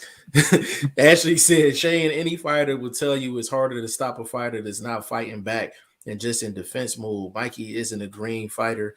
He is a four different weight. No, that's a fact. That's a fact. And I agree with that point that Mikey was in straight defense. I guess when you isolate Errol Spence, he's a dude who wears dudes down, like he done with Kilbrook, like he done with Lamont. He wears dudes down. But like, there's certain dudes that go into, and again, I look at Butayev and I just feel like he's got so much limitations. He's got so many limitations, but he gets away with it because of his power. He can't box that great as Butayev. Butayev? He has. I like Butayev, man. I like Batayev's game. Like as you've said, he's not a big 147. He doesn't box that great. He's got relatively short arms. He's slow, so he gets away with most of them limitations because of his power. That's what people don't understand. Imagine Batayev at 140. Oh, that's bro. That'd be illegal. That would be illegal, that's Victor Postal on steroids, bro. Yeah, that is illegal. I remember Victor Postal first came out. He was iron in these, bro. Right. Ashley said, "Ooh, guys, shut both of Manny's eyes." Yeah, he did have Manny eating soup. Like man the next day. Man got dealt with in that fight. I won't lie. Who has Batayev stopped? That's what I'm saying. And actually, I'm not saying when I'm going back and forth with Shane, he's using foresight. I'm using right now. So I'm not saying that I would never lean Shane way. What I'm saying is I'm the guy. Usually Shane and I are the ones that's like, yo, I need to see. You gotta show me. You gotta show me. That's our favorite quote. But there's other times where either I jump off that bandwagon or sometimes. Who's Shane more reliant on power, Butayev or Spence? Butayev, because he's not as skilled. I'll give you that. Kiki, Spence, if they haven't fought the same fighter, I can't see the argument. Batayev and Ugas has fought the same fighter. Yeah, and that's the thing. I think he can definitely crack. Next level power though, I gotta see him fight certain guys for me to kind of jump on board with that. I would, but the thing for the people that's listening, if y'all think me and Shane just be on here just arguing like we like on some other shit, like this is something that just y'all don't get this often. Oh, you bottle this up. Really asking who Butayev is for. I mean, his most recent win is probably the best win of his career, and that was against Jamal James. He knocked him out in 5 rounds. So his knockout win over Jamal James was and both Jeff and Blunt predicted that fight as well. Jeff said Butaev's going to knock out Jamal James. And to give you some of your flowers, Shane, I said that because of Bataille's power, because he can crack. And once you get Jamal James' attention, he moves cautious. You know what I'm saying? Mm-hmm. Ashley said I would have agreed that the Beterbiev power is crazy. Jeff will tell you heard that power first, bro. Bro, listen, Ashley, let me tell you something. I was at the Beterbiev, and matter of fact, let me take Legend off mute because I want him to hear this. Can you hear me, bro? Yeah. So, Ashley, I was at the Beterbiev and Vosdick fight, right? So, my first big interview that I got as a channel was with Jesse Hart at the weigh-in. So, I got into a back and forth with Jesse. Jesse thought Vosdick was going to win. He could box, he could move, he could do this, and he could do that. And I said, Jesse, eventually he's going to get hit with the money shot. And once he gets hit with the money shot, I said, it's going to be a wrap. I said, it may be round 5, it may be round 10. But once he feels them shots, it's going to be a wrap. Ashley, I lied to you not. The Legend, I lied to you not. Shane, you already know I'm not lying. Bro, when I say you could literally hear the shots, like you can hear the shots. I mean, I ain't talking about they had soft gloves and you can kind of hear the no, like you can literally hear the shots landing. Even when he was landing on the shoulders, I'm like, oh my God damn. I've never heard somebody punching like that hard to where you can literally hear the shots. Like, you know what I mean? Like, so his power is power, bro. That's power. That power is there's not much fighters in the sport that hit like that. Yeah. For their weight. For 174, their weight, bro, is a different.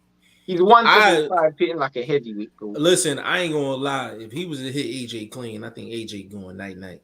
Go easy. Night-night. He's harder than Usyk, and they've been in the ring together, and you could tell he hits harder than Usyk. Yeah. Kill Cam, no commentary, said, let's keep it real. You know what? Damn, I never sent my man the link. Yeah. I went soon as you get through the comments game. I want you to. I got a question for you. As soon as you get through the comments. Okay. I got you, bro. I got you. I mean, not Gamer Legend. Why do I keep saying Gamer? There's someone in the comments called D Gamer. That's why I keep saying that. Legend. I got a question for you. Let me quickly run through these comments. I'm gonna run through them. He Killcam says he likes to punish his.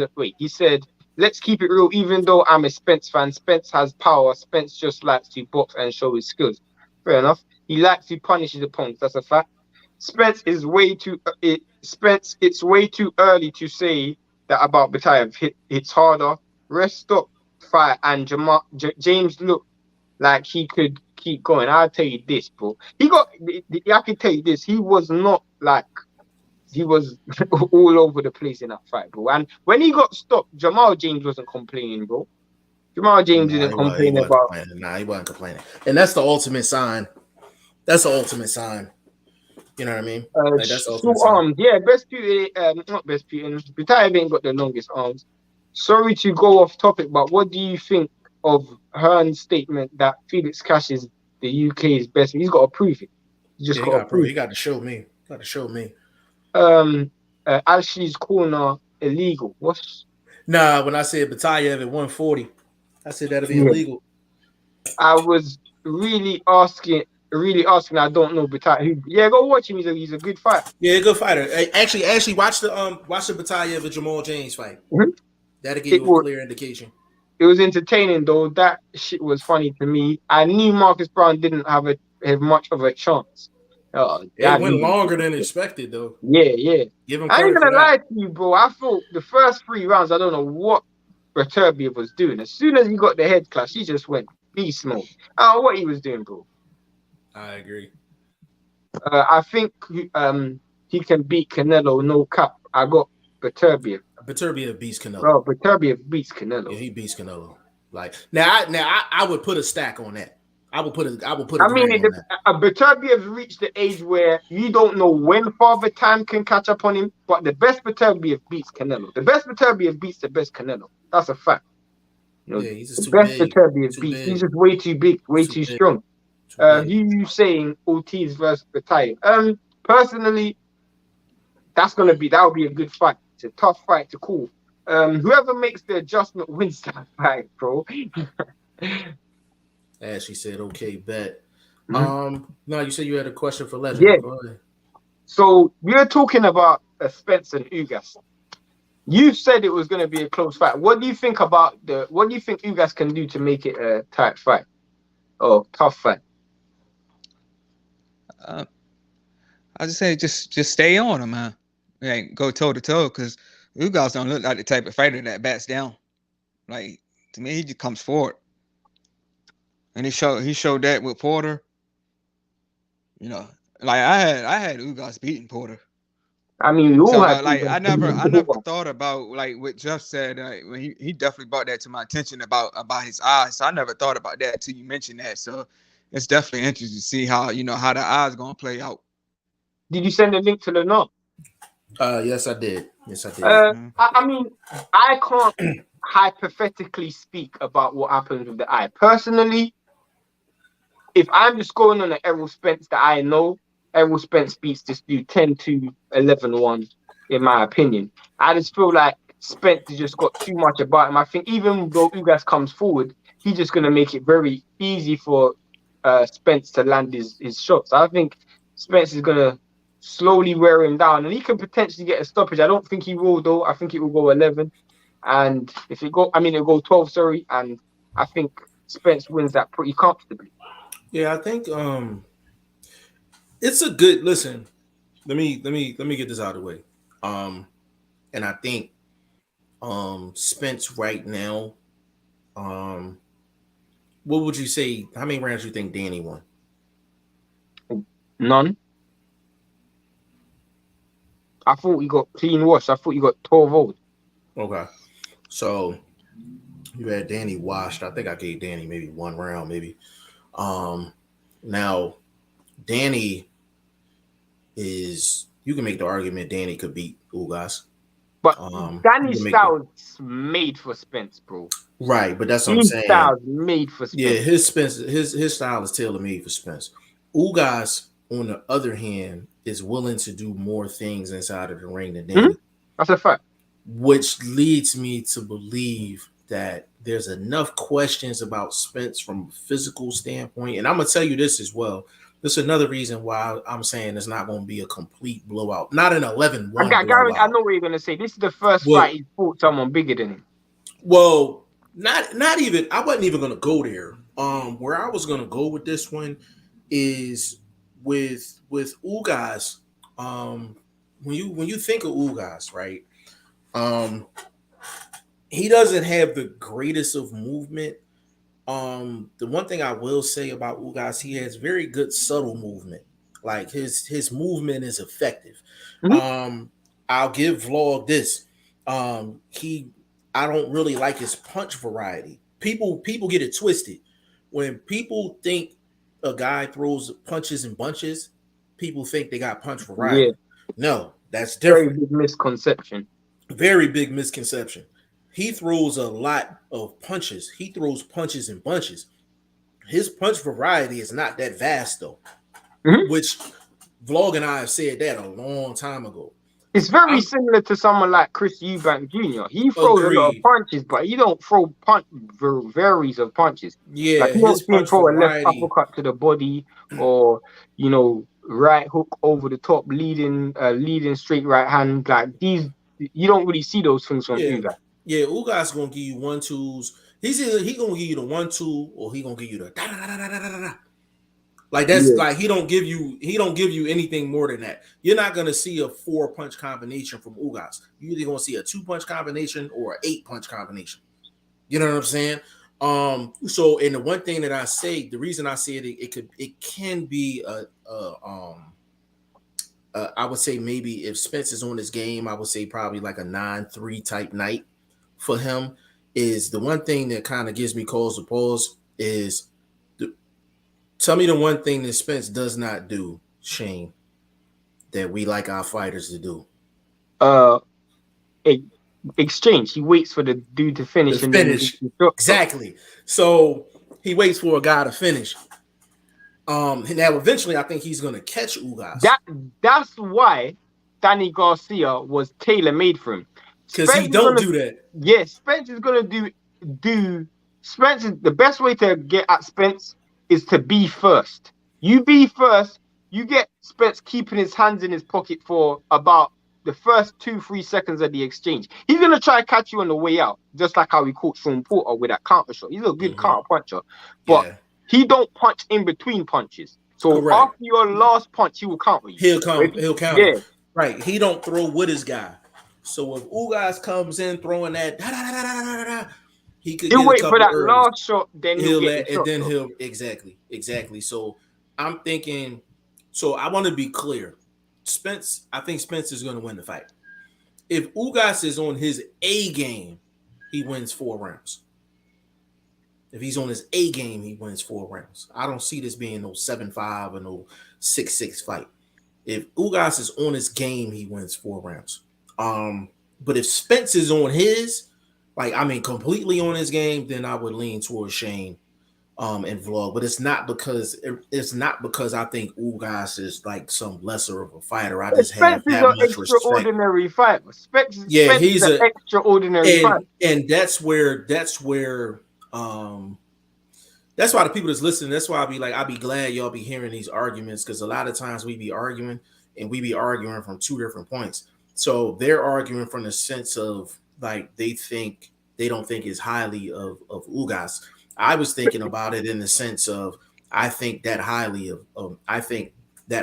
Spence, that if he's on his game, he can get him a 10-2, 11-1. Spence is an elite fighter, and I feel like you can't come with ordinary primitive skills to beat an elite fighter. You know, unless the fighter's not on their day, that's cool. But we've never really seen Spence have an off day. Exactly. Even when I thought he was going to have an off day against Garcia, the closest we can, I think, and I always say Spence's worst performance to me, and I still think he won 12-0, and I think he won a few of those rounds 10-8, even though he didn't get a knockdown, was against Mikey. But I don't think it was a bad performance. I just feel like out of a great career, that's the fight that I would say I would forget about. Yeah, I don't. I'm trying to think. How do I feel about that? There's a fight. Man. Go ahead, bro. Shoot your shot, bro. Yeah. So, do y'all, when Ugas beat Pot, do y'all think, because he's that good, or you think Pot's time is up? Of course. I mean, was it the same Pot that fought Keith Thurman? Nah, it wasn't the same pack that fought Keith Thurman. There was so much elements. For one, he was coming up for 2 years out the ring. He's old. Plus, there was a last minute change of an opponent. But then also there was Valdez testing. So there's so much things that come into play in that fight. So I'm not saying that taking anything away from Ugas, but I've seen Ugas in other fights, and he didn't answer the question marks that I had about him in the Pacquiao fight. A lot of the things that I questioned about him, I still question about him now, even after he fought Pacquiao. Right. I would say this. Matter of fact, I'm gonna pitch this question your way, Legend. Have you seen anybody in the ring with Pacquiao look that comfortable? No. Yeah. Other than Floyd. And even Floyd got hurt once in that fight against Pacquiao. So I've never seen. That's how I know Pacquiao wasn't the same guy, because Thurman ain't looked that comfortable. Right. You know what I'm saying? And of course he retired after that. So absolutely. Yeah. Bro, absolutely. Me and Jeff say this thing all the time. If you're thinking about retirement before a fight, you're already retired. I believe that. Like, if you're thinking about retirement before a fight, you've already retired, because there's something you've seen either in training or your body isn't responding for you to say that I got to consider retirement. I called the round round of stoppage in that fight. You did. Versus Brown. You did. You You did called it. it in that fight. You called it in Conor Ben as well. You also called it in. Where's she at in the standings? Bro, she gotta be up there. Bro, she's in the top 10. But if she started from the start, she would be She'd have first. been in the lead. She'd be in the She lead. missed like the first 4 weeks. Like she's got 8 perfect predictions out of 12. She's only made like 12. She's only got 2 predictions wrong, and that was Kid Galahad and Teofimo Lopez, I think. No, Kid Galahad and Kiko.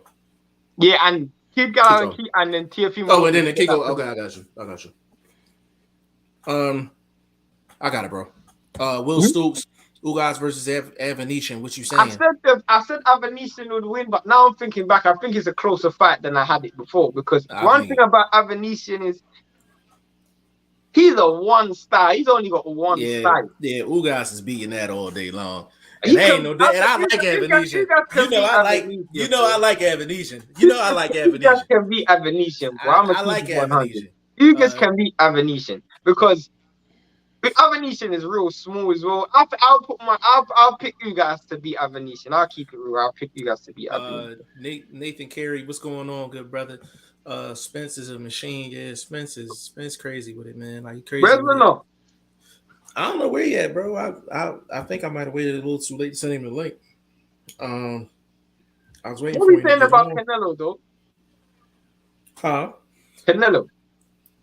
What was who saying about Canelo? What are we saying on the whole about Canelo? I like the Bivol fight, man. People shitting on the Bivol fight, but I feel like they're shitting on it because they don't know who Bivol is. Who? Like who? The general public. They saying he on a European tour. People are still saying this. People are definitely saying that because they want to see him fight Charlo. No, they just saying that because he's fighting Bivol. So who do they want to see him fight? I don't know. Oh, matter of fact, let's pitch it to the legend. Hey, legend, if it's up to you, who would you? I would say who's the top 3 guys you would want to see Canelo fight? Jamal Charlo. I would like to see him fight Andre. Charlo, Andre. Those are the only 2 I can think right now. But definitely Andre. I think Andre was hungry for that fight because he went to Canelo's post conference and was calling him out. Mm-hmm. Keeping it 100, bro. Those are the 2 fights I actually don't want to see. Why you don't want to see them? Why? Because neither fight is natural 168, and they're moving up to a weight class, and I just think that's their easy fight. So I'm gonna tell you why I disagree with that, because I don't even think Canelo's a natural 68. Like I honestly don't think he's a natural 68. But you can, and I agree with you. But you can say that. But this is the thing: we've seen what Canelo does to do to our natural 68s. We see what he does to do to our natural 68. You see my point? And to me, I look at Jamal, and I think Andrade is one of my favorite fighters. I really like Charlo, but to me, bro, none of them are going to do the one thing you need to do to beat Canelo. And that's the issue that I have right now. None of them are going to do the one thing that you actually need to do to beat this version of Canelo. Which is? You got to get this guy going in reverse, bro. You have to get this guy going in reverse. Like, both of those dudes are going to let Canelo walk through the front door and work. But the thing is, I don't think neither one of those fights are easy fights for Canelo. Because the thing is, a year ago, we all were saying that Canelo was ducking that Andre smoke. I would say maybe a year ago. I would say a little bit over. When he was at 160. Between a year and a half to 2 years ago. Is that more accurate? Yeah. Okay. Between a year and a half, 2 years ago, we were saying there were some core fighters that Canelo wasn't willing to fight. Charlo was one of those guys. Andre was one of those guys. My personal belief is that Canelo has not become a natural 168 within a year and a half time. That's what I think. But he's beaten natural 168 still. He has beaten one natural 168s. I could say he's beaten a natural 175. You know what I'm saying? but he would, if he fights a Charlo and he fights a Andre, there's two things about them that I know they're gonna give me when they walk in the ring. Number one, they're not gonna give Canelo what he wants. They're not gonna let him do what he wants, and they're gonna come in to win, and it's skilled. So that's all I'm asking for. So did Saunders though. But Saunders is not. Wasn't a natural 168, so that was a problem. The thing is though, Saunders ain't really cracking like that neither. No, so that's Saunders really did. Saunders is not gonna put anything on you to get. He wasn't gonna put anything on Canelo to get his attention. I think Andre hits Canelo with the money shot. He's gonna get his attention at least. Charlo hits him with a money shot. He's gonna get his attention at least. That's why I would like to see those fights, but I would have loved to have seen them a year and a half ago. Love to have seen them a year and a half ago. But that's what I'm saying. Like, it's like with Canelo, it's weird with him, man. Like, it's and Legend, check this out. When you asked, the reason I asked you who would you rather see Canelo fight, I wanted to see if he was gonna go the 160 route or the 168 route or the 175 route. With Canelo, when you're actually talking about Canelo, you have to literally ask the question of what weight class are we talking about? You know what I'm saying? Well, he said he's not moving down to 168, bro. He's not moving down to 60, right?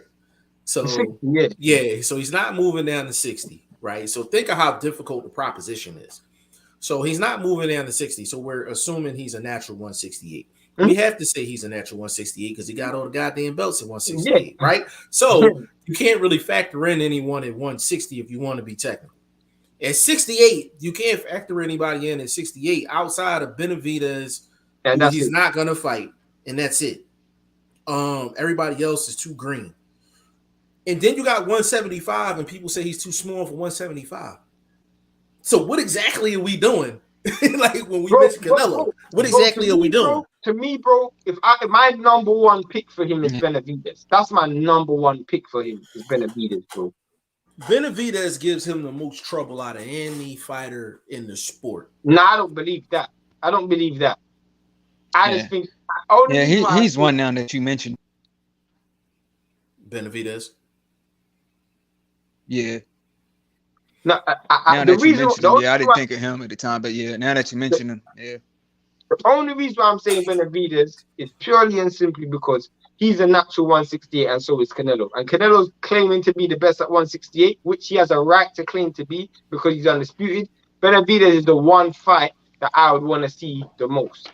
But to be honest, the hardest fights are all going to come at 175. All his hardest fights will come at 175 because everybody at 175 is going to get this dude going in reverse. Every fighter.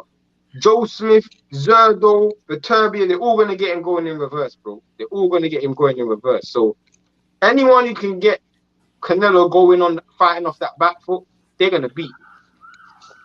Yeah. And that's the thing. 175 is just, is Canelo Hall of Fame right now?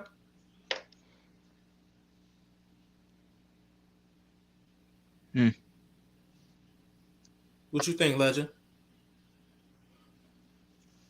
Yeah, what you say again? Hall of Fame. Is Canelo Hall of Fame right now? It's Hall of Fame. Of course. There's lesser fighters that's been Hall of Fame, bro. But he's not the best in the sport, though. Not in my opinion. Nah, fair enough. I'm gonna put this scenario out there, and I already know what Shane gonna say. And I guess, Legend, this is more of a question for you. If Canelo, his next 3 fights, right?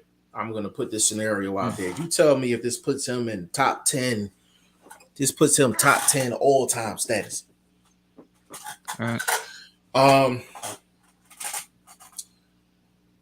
Joe Smith. He beats Bivol stoppage. He beats Beterbiev stoppage. Next 3 fights. Yeah. Is he top 10? Is he top 10 all time? In my opinion, yeah.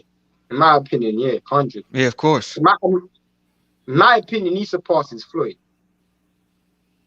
Even though Floyd beat him, bro. That's insane. That's insane. Joe Smith. That's Joe insane. Smith, Bivol Beterbiev, stoppage as well, but he, bro. That's but he insane. gets If he does Bivol, that, bro, and Beterbiev up out of that there. if he does that, bro, that's insane. That's in like, bro, you are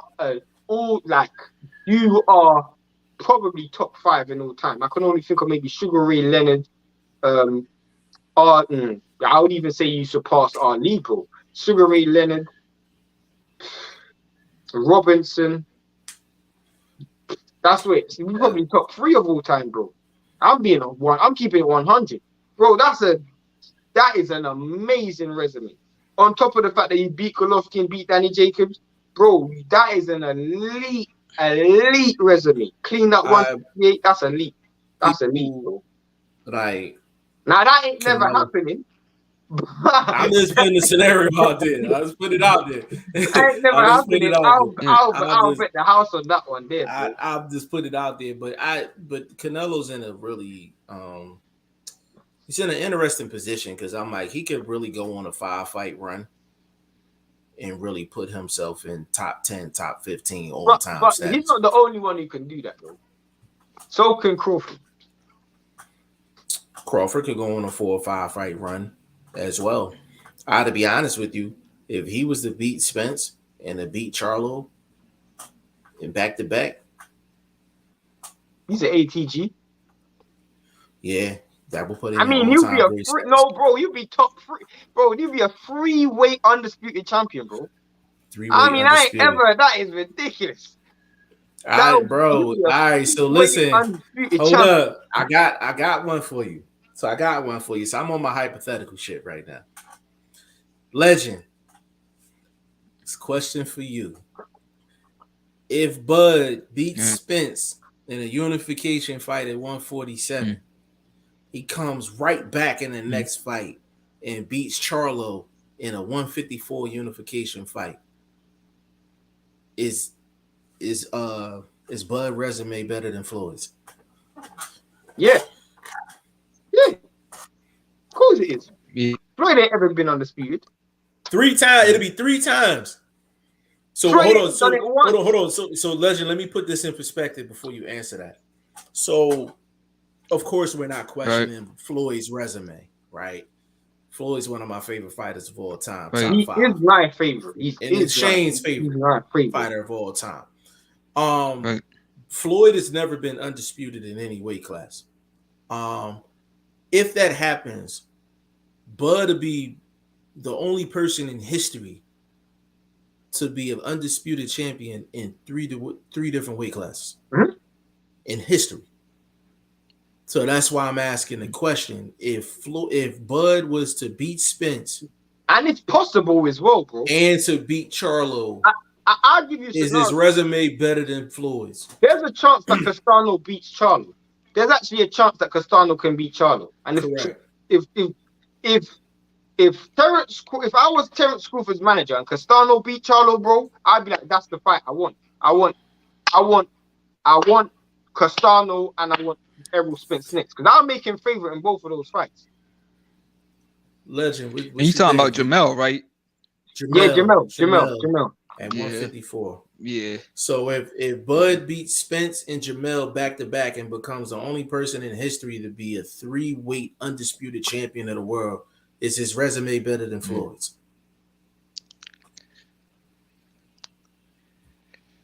Nah, I mean, just with them 2 fighters, because like everybody feels that Crawford lacked competition. So I would say no. You would say no? Okay. You know what? That's a great question for the. What would you say, Jeff? That's a great question for Twitter. What would you say, Jeff? I gotta put that on Twitter. Man, that's tough, bro. That's tough.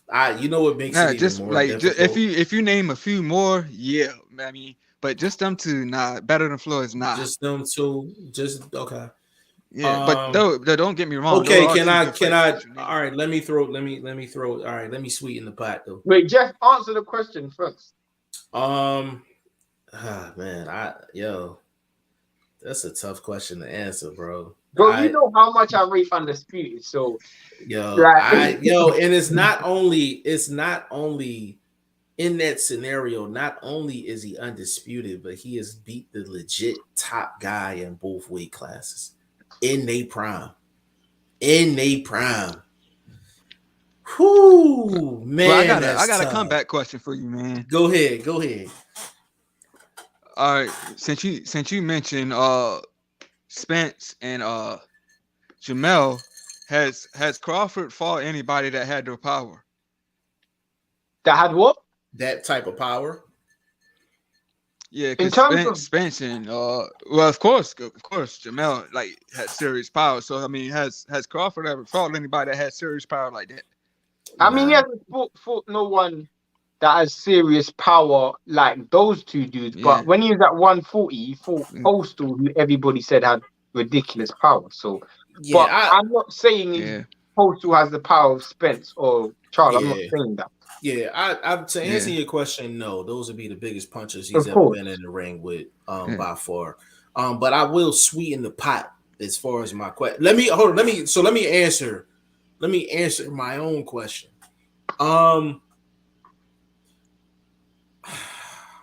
I'm gonna say no for one reason, bro. Go ahead. I'm gonna say no for one reason. I have so much respect for the resume of Floyd pre-Money Mayweather, and that's the only reason I'm I gonna get say that. no. That's the only reason I'm gonna say I get no. that. For me, bro, you know I rate Undisputed highly, bro.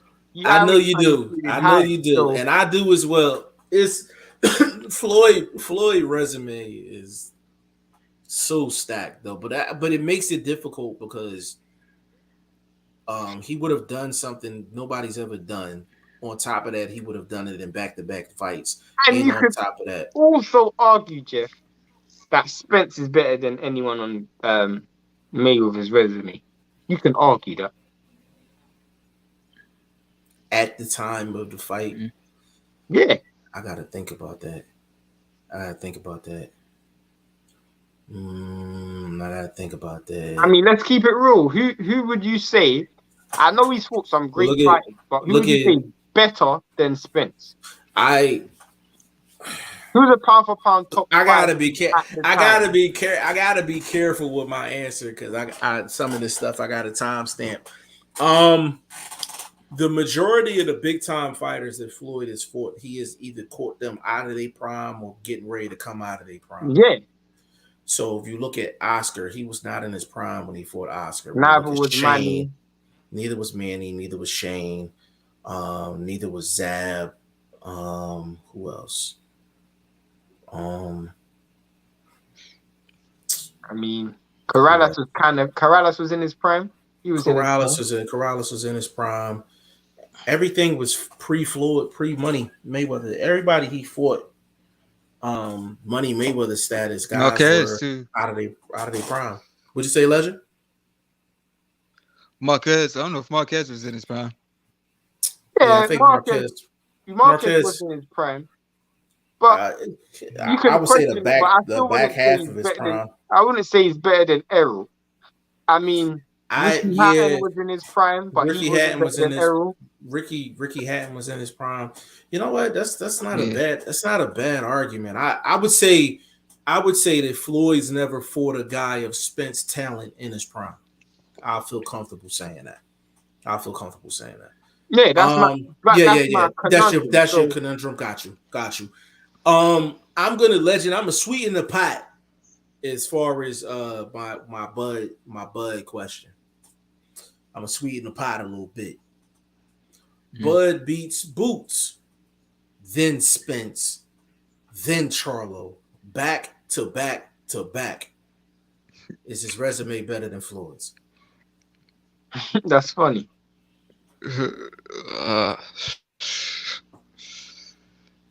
That's a tough one, man. I'll still say no, man. Let me ask you a question, both of you guys. Let's say he beats. Go ahead, bro. If he beats Spence, do you move up to 154 and fight the winner of Charlo Costello? Or hold on, repeat the question. I'm sorry. If Crawford beats Spence, do you fight Boots or do you move up and fight the winner of Charlo Castano? Nah, move up. You Easy, know easy everybody's question. gonna say he's ducking. That's fine, but he's ducking to go get undisputed at 154. That's fine. That's fine. That's a business decision too. That's fine because he will be making Everybody so. and their mother's gonna say he's ducking. That's fine, but the thing is though, you are duck. So you're quote unquote. I don't consider it ducking when you making a better business decision. I don't I consider know. it I'm that. just saying people are gonna say that. People are gonna say that, but the People people that said Dylan White ducked Otto Walling because he's fighting Fury. You see my right, but that point? was a good it But may have it's a been smart ducking, but decision. it was The ducking, nigga's but getting it was how much ducking. money? Like 8 million or whatever. So Ducking, yeah, ducking. There's different levels of ducking. Like, yeah, he would be ducking, but if you told me I can go get another undisputed at the next weight class against the top guy at and get 154 more money. and get more money and get more belts when I'm fighting the guy in a title defense, it's an easy question. Easy. You know what I'm saying? Easy. You know what I'm saying? For sure. But Shane, I'll pitch that question to you. Nah, Boots, bro, I'm Spence, moving up, Charlo. bro. I'm moving up. No, I know you. I know the answer to that question. I said Boots, Spence, Charlo is No, but he don't blood have to even resume. beat Boots. He don't have to even beat Boots. That is a good one, though, man. He wouldn't even. Because That If is a he good beats one, man. Spence and Charlo, he's better than not his resume. I'm not gonna say he personally is better than Floyd, but his resume is better than yeah, Floyd. I would say because his resume is better than anyone in the sport in the history of the yeah, sport, bro. I because the Other thing than Ray about it, Robinson, other than Ray yeah, Robinson, like Ray I Robinson moves up to heavyweight and done crazy yeah, stuff like that. So I can't even say. I my thing with my thing with this situation with with Floyd, if you ask yourself how many guys did he fight in a prime, it's definitely under 10.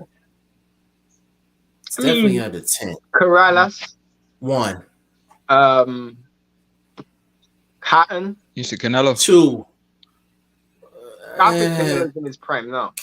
Yeah, Canelo was pre-prime, so I'm not gonna say he was a Maidana, young pup. Yeah. Maidana. I'll give you that. 3. It's Castillo. Castillo. I forgot. I don't know how I 4. forgot Castillo.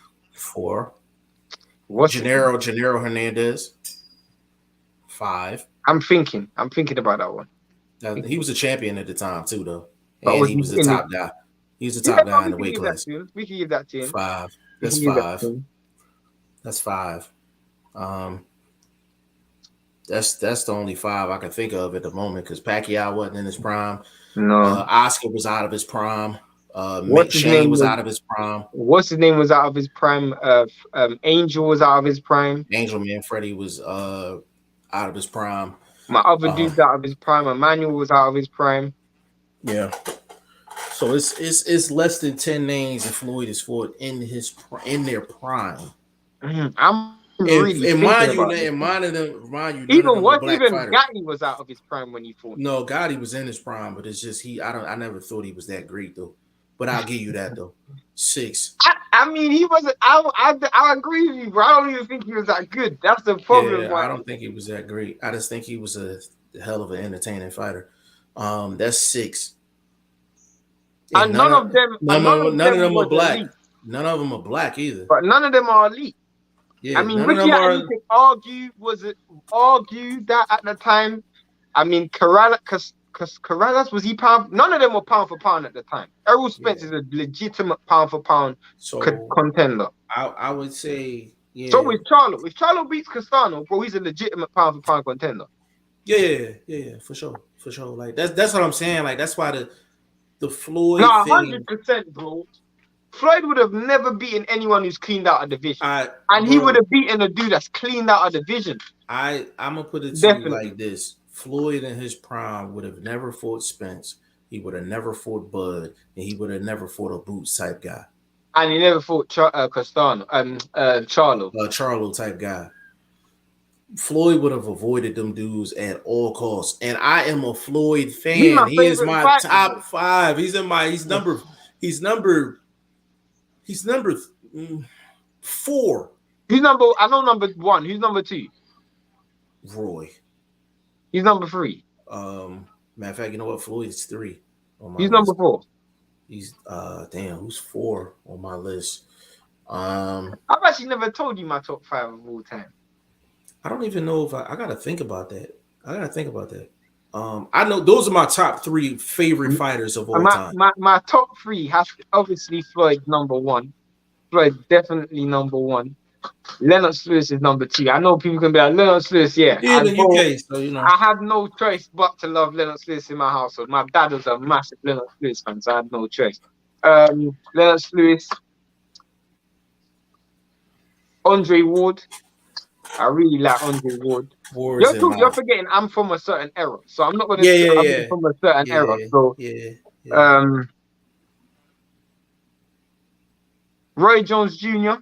in terms of who he was as a fighter, his fighting style, definitely. And I don't know who my 5th That's was. a legend. Give us your top 3. Top 3 fighters of all. Top 3 favorite fighters of all time. Top 3 favorite. I say, of course, Floyd, and I tell you before, Jermell Charlo is my favorite one now. So those are 2 right now that I can think. Did you say Jermell? Oh, Jermell. Okay. Yeah, Jermell. Okay. Yeah, Jermell is one of my favorite ones. All time. Yeah. All time. But you know what though, bro? Did you not tell me you haven't been watching boxing for that long? Or am I getting you mixed up with somebody else? I really got into it around 2005. Yeah, so he's relatively. So I went to my first I went to my first pro fight in 2005 and first amateur fight in 2005. Been going ever since. Okay. All right, so that makes that list makes sense. That list makes sense when he's coming into the game 2005. Okay. Yeah.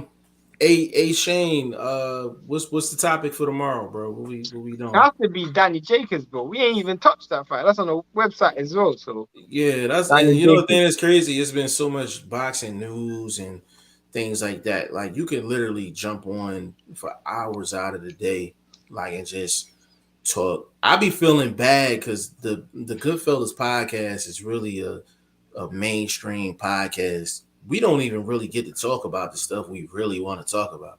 Facts.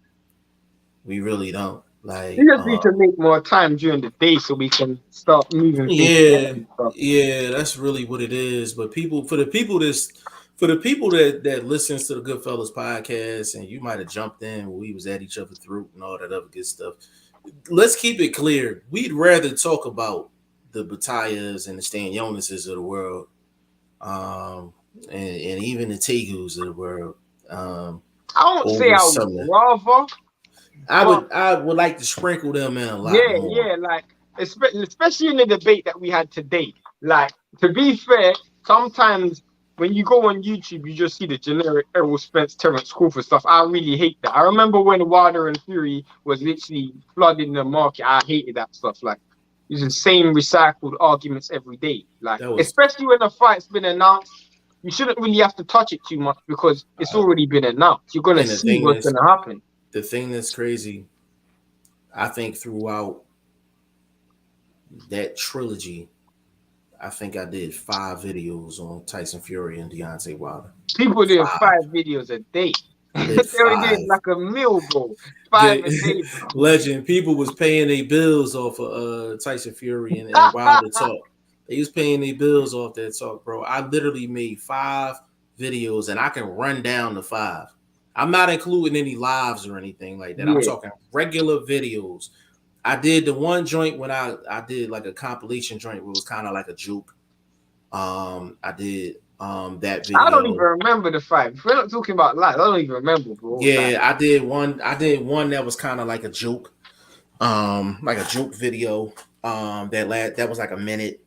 Then I did another the video when the article about the farmer. Yeah. No, not done yet. The one with the farmer. Did you do a glove gate one? I don't know if you even done that. Yeah, I did a glove gate one. I did a glove gate one. I did one when the farmer came out. Remember that one? Yeah. Yeah, you hit me with the news, and I was the first person to come out with it. In the US anyway. And then we did a breakdown and prediction video for one of the fights.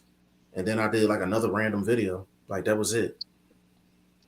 Oh. So if anybody questions this channel, we don't ride the regular wave.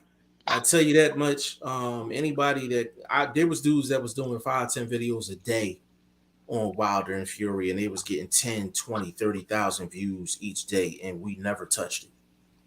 We never touched it. Like we never touched necessary. It is wasn't necessary at the end of the day. But I was waiting for my man Lennar to get up in here, man, but he just ain't jump in, and he probably busy or whatever. But listen, we're gonna close it out there, man. 2 hours, 20 minutes strong. Y'all got a chance to listen to me argue with Shane. But we got back on the same page as usual. Argue with Blunt. I don't ever get on the same page with Blunt. That's just what it is. But you know, that's my bro for life. And we had the legend up in the building. You know what I'm saying? Big shout out to you, bro. Thanks. A legend, man. Sometimes when we get the rapping like that, man, sometimes you gotta butt in a little bit more, man. You just gotta speak, bro. Yeah, we pretty. It was heated today. Yeah, listen. Yeah, for you to get a pretty award, intense today. Don't wait. Yeah, you ain't gotta. So I'm gonna tell you now, bro. Like when you get on with us, man. Like I'm like. Shane's an alpha dog. Vlogs are alpha dog. I'm an alpha dog. You just got to be an alpha dog when you get up in here. Man. Yeah, don't wait. I thought I might needed to be a referee today. I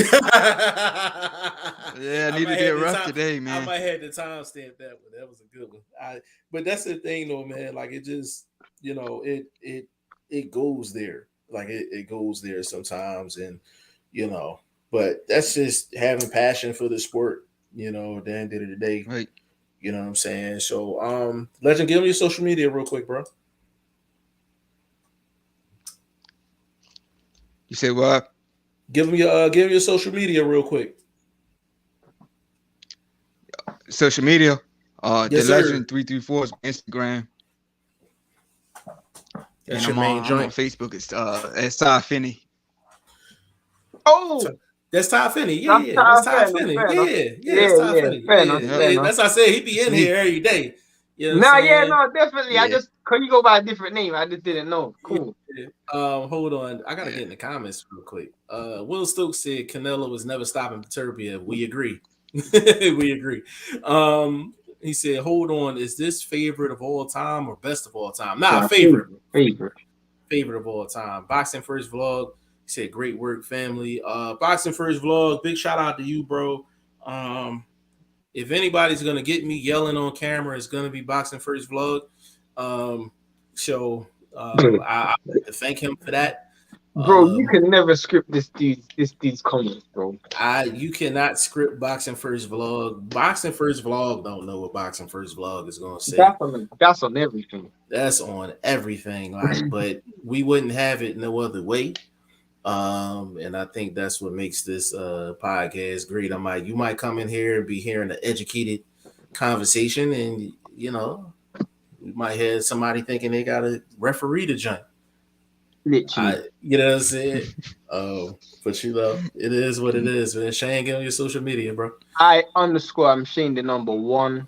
That's only on Instagram. Exclusively on Instagram. Then go follow my man Boxing First Vlog on Instagram and Twitter. Go subscribe to his YouTube channel. Just got over 1,000 about a week ago. So congratulations to him.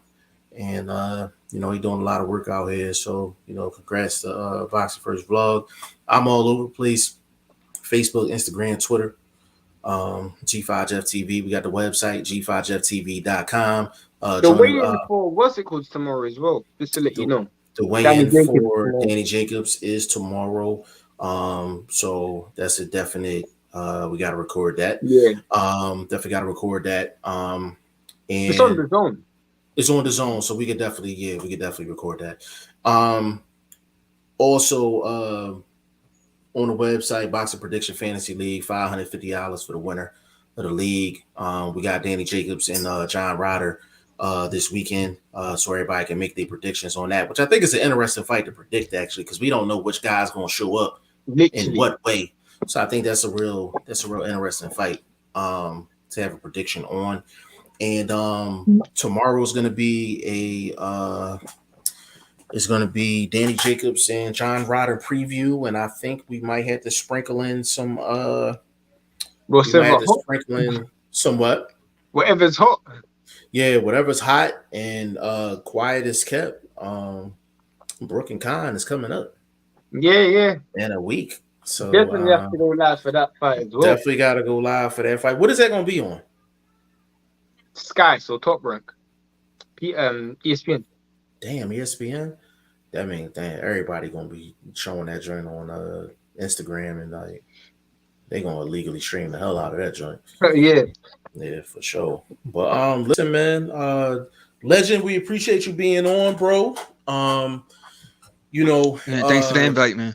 Hey, man, this is beyond an invite at this point, man. This is all I need to know is where I'm sending the link and when you want it, and we'll definitely send it. Definitely send it to you, man. So it's just a matter of just whenever you want to jump on, you always got a spot. So now we done upgraded. I think we can have up to 10 people. We can have up to 10 people on a podcast Big thanks, at the same time. Yeah, hey, man, no Zoom problem. meeting with 10 people on here, bro. Huh? That's a Zoom meeting, bro. Yeah, that's if I got 10 people on here, that's definitely a Zoom meeting. I had to there's a couple people I wouldn't be able to have on here. If it was Vlog, Ladar, Padman, YS. Oh man, I wouldn't be able to control that. There's a lot of things I can do. I can't control that though. That'd be a like a university lecture or something. Nah, that'd be a Legend can appreciate this one. That'd be a WWF Royal Rumble. Literally. Back in the day, Royal Rumble. You gonna put everybody on the and just I had to put everybody 1 minute at a time. 1 minute. Yeah. I'd be like, you got a minute, you got a minute, you got a minute. Like, yeah, it'd be crazy. That'd be absolutely crazy. But listen, 2 hours 26 minutes strong, man.